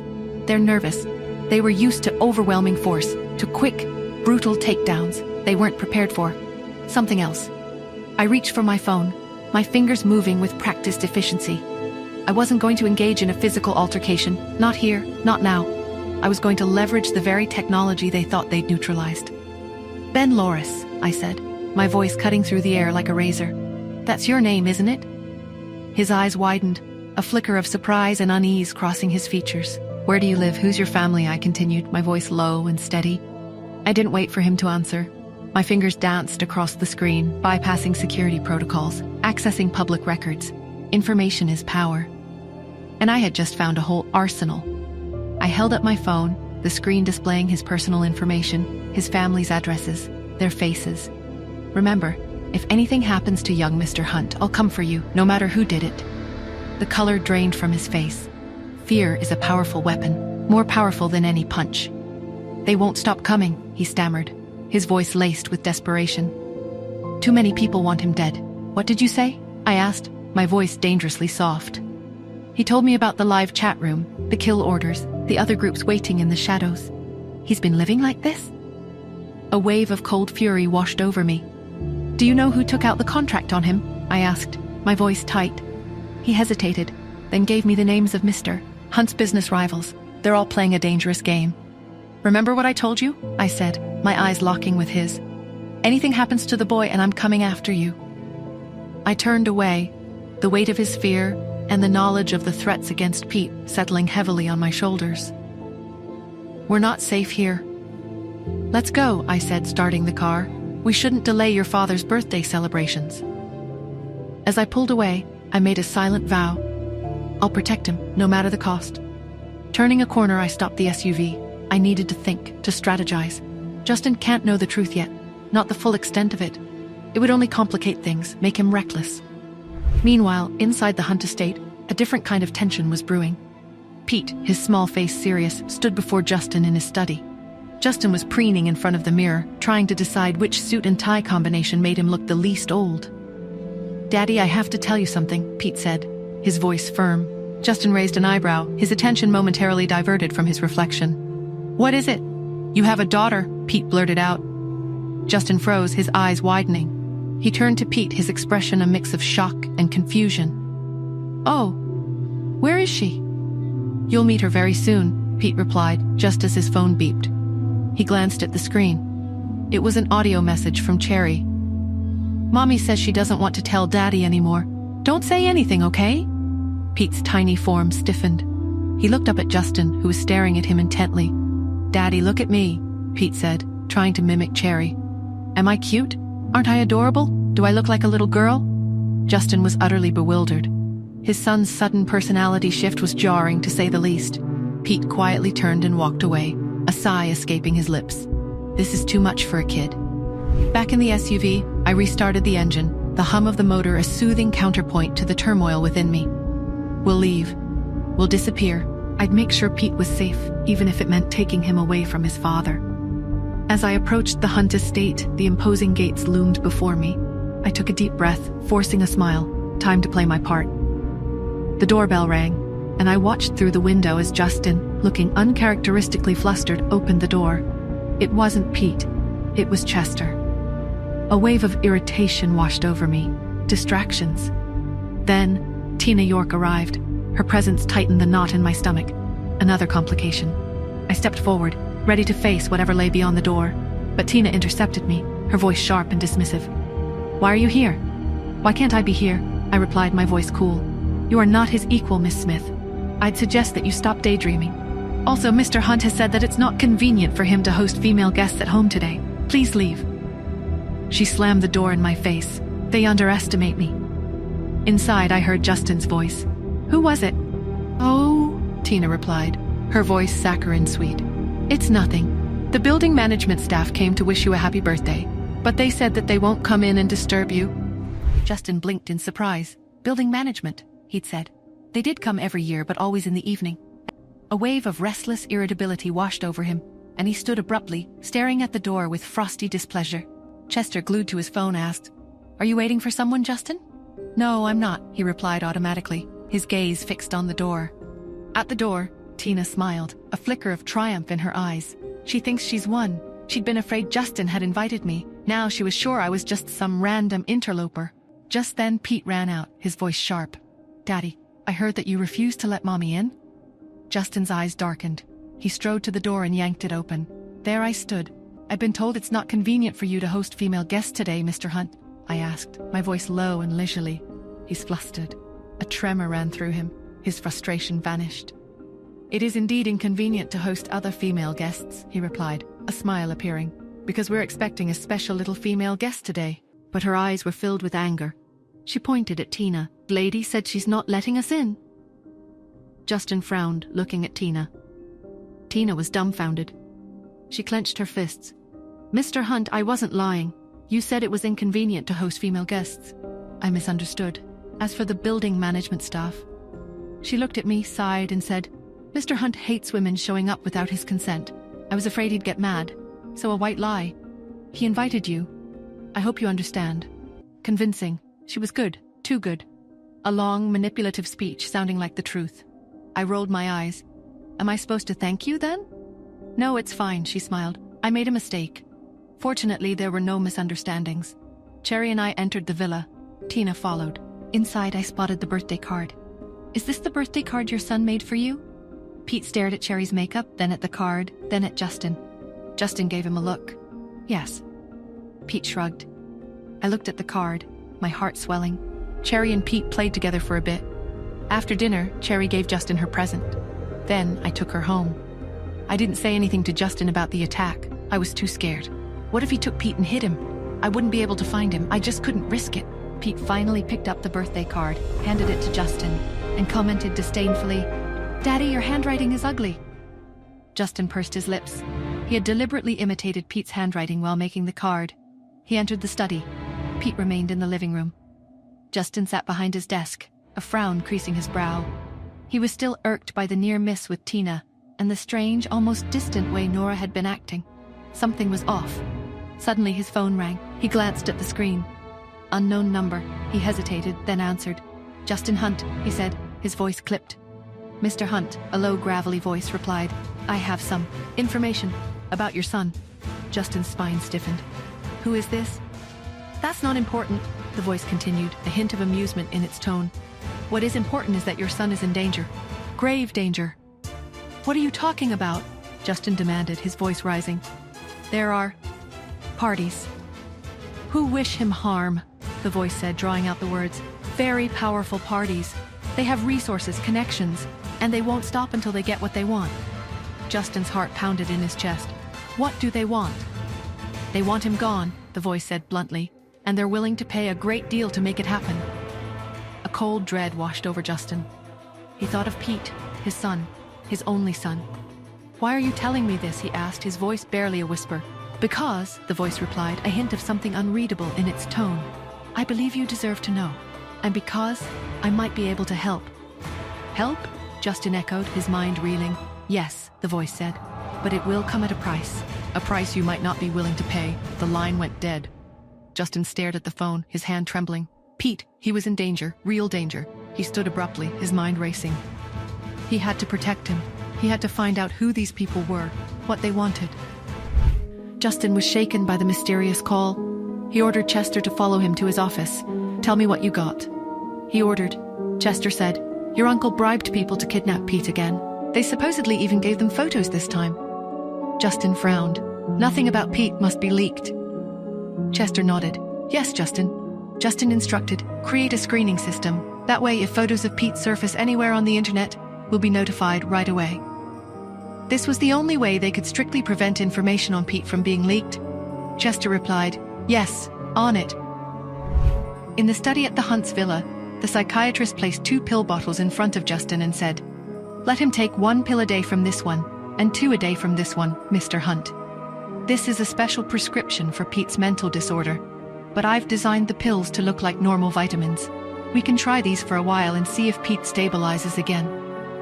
Justin stared at the 2 pill bottles. To be honest, he had wanted to take it slow.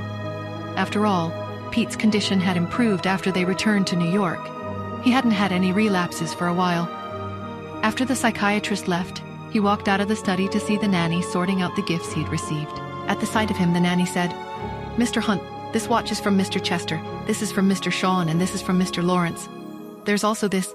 It's a scarf from Miss York." Justin frowned and said, "Put everything in the storage room.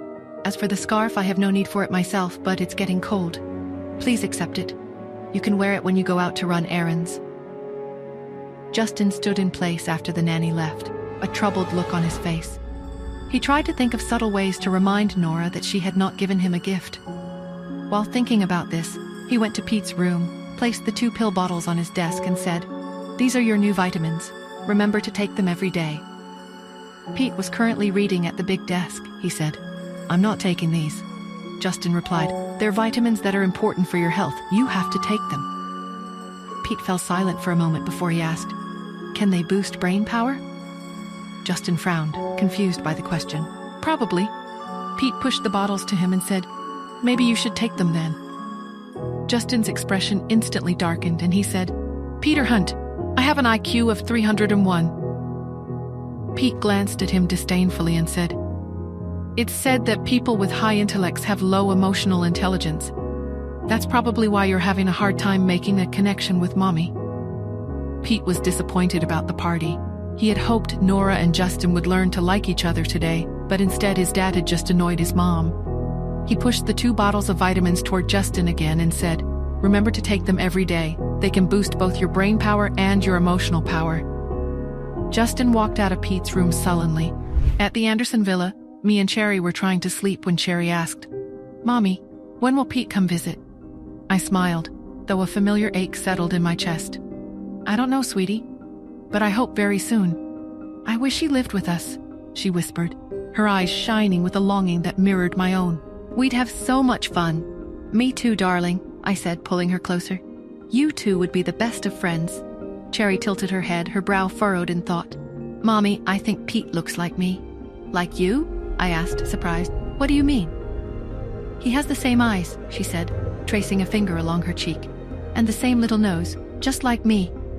I smiled, relieved. It was a sweet, innocent observation. "That's because you're twins, Cherry." Then her expression changed, a flicker of fear crossing her delicate features. "Even that bad man with a gun thought so," she exclaimed. My heart clenched. "What bad man, Cherry?" "The one who tried to take me," she said, her voice barely a whisper. "He thought I was Pete." My heart skipped a beat. "Cherry, you don't have to worry about any bad man. Your mom will protect you from everyone, okay?" I assured my girl, "I know, Mama. But what about Pete?" she whispered. "Him too. I won't let anything happen to you both. I promise." I smiled. Justin had always been careful whenever he left the house, especially if Pete was with him. As a child, he had been kidnapped, so his son's safety was of paramount importance. That was his main reason for hiring private tutors to homeschool Pete. Justin ensured that there was no information about Pete on the internet. No pictures, not even his name. Most of the people in New York weren't even aware of him. Justin wanted his son as well protected as possible until he could fend for himself. He decided to take Pete out for lunch that day, but he brought 8 bodyguards. The bodyguards were separated into 2 cars. One was in front of Justin's car, while the other was behind them. While the cars slowed to a halt in traffic, Tina got out of her car in high heels and stopped in front of them. She shouted, "Mr. Hunt, I have something to tell you."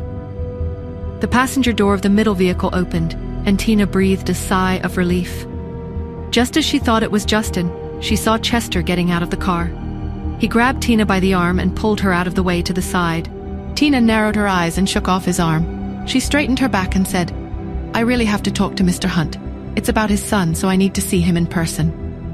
Chester said mockingly, "Miss York, what exactly do you have to say to Mr. Hunt that you need to do in person?" Tina, whose intentions had been exposed, became furious. However, she knew that it was probably useless to insist on seeing Justin, so she gave in. She said, "I accidentally caught Pete live streaming a game. Mr. Hunt has always been very strict with Pete. Isn't there something strange about him being allowed to live stream?" Chester scoffed and replied, "You're sure doing everything you can to get close to Mr. Hunt. That's a pretty outrageous claim." He continued, "Pete doesn't play games. He doesn't even talk much. There's no way he would live stream." Tina panicked upon seeing that he didn't believe her and said, "It's true? He's already trending on social media." "He's trending on social media?" Chester was puzzled. He raised his eyebrows and said, "Oh, really? Show me then." However, she refused to give in. "This concerns Pete, so I can only show Mr. Hunt. Tell him about it and let him add me on Facebook. I'll send him the information, okay?" Chester smiled and replied, "Okay, I'll be sure to tell him." He then turned, got into the 3rd car, and drove off to catch up to the others. As he adjusted his seatbelt, a bodyguard asked, "Is what that woman said true, Chester?" Chester sneered. "How can that be? Pete, a live streamer? Are you kidding me?" He picked up his cell phone, opened the social media apps, and checked the trending topics. There wasn't anything related to Pete from the first to the last.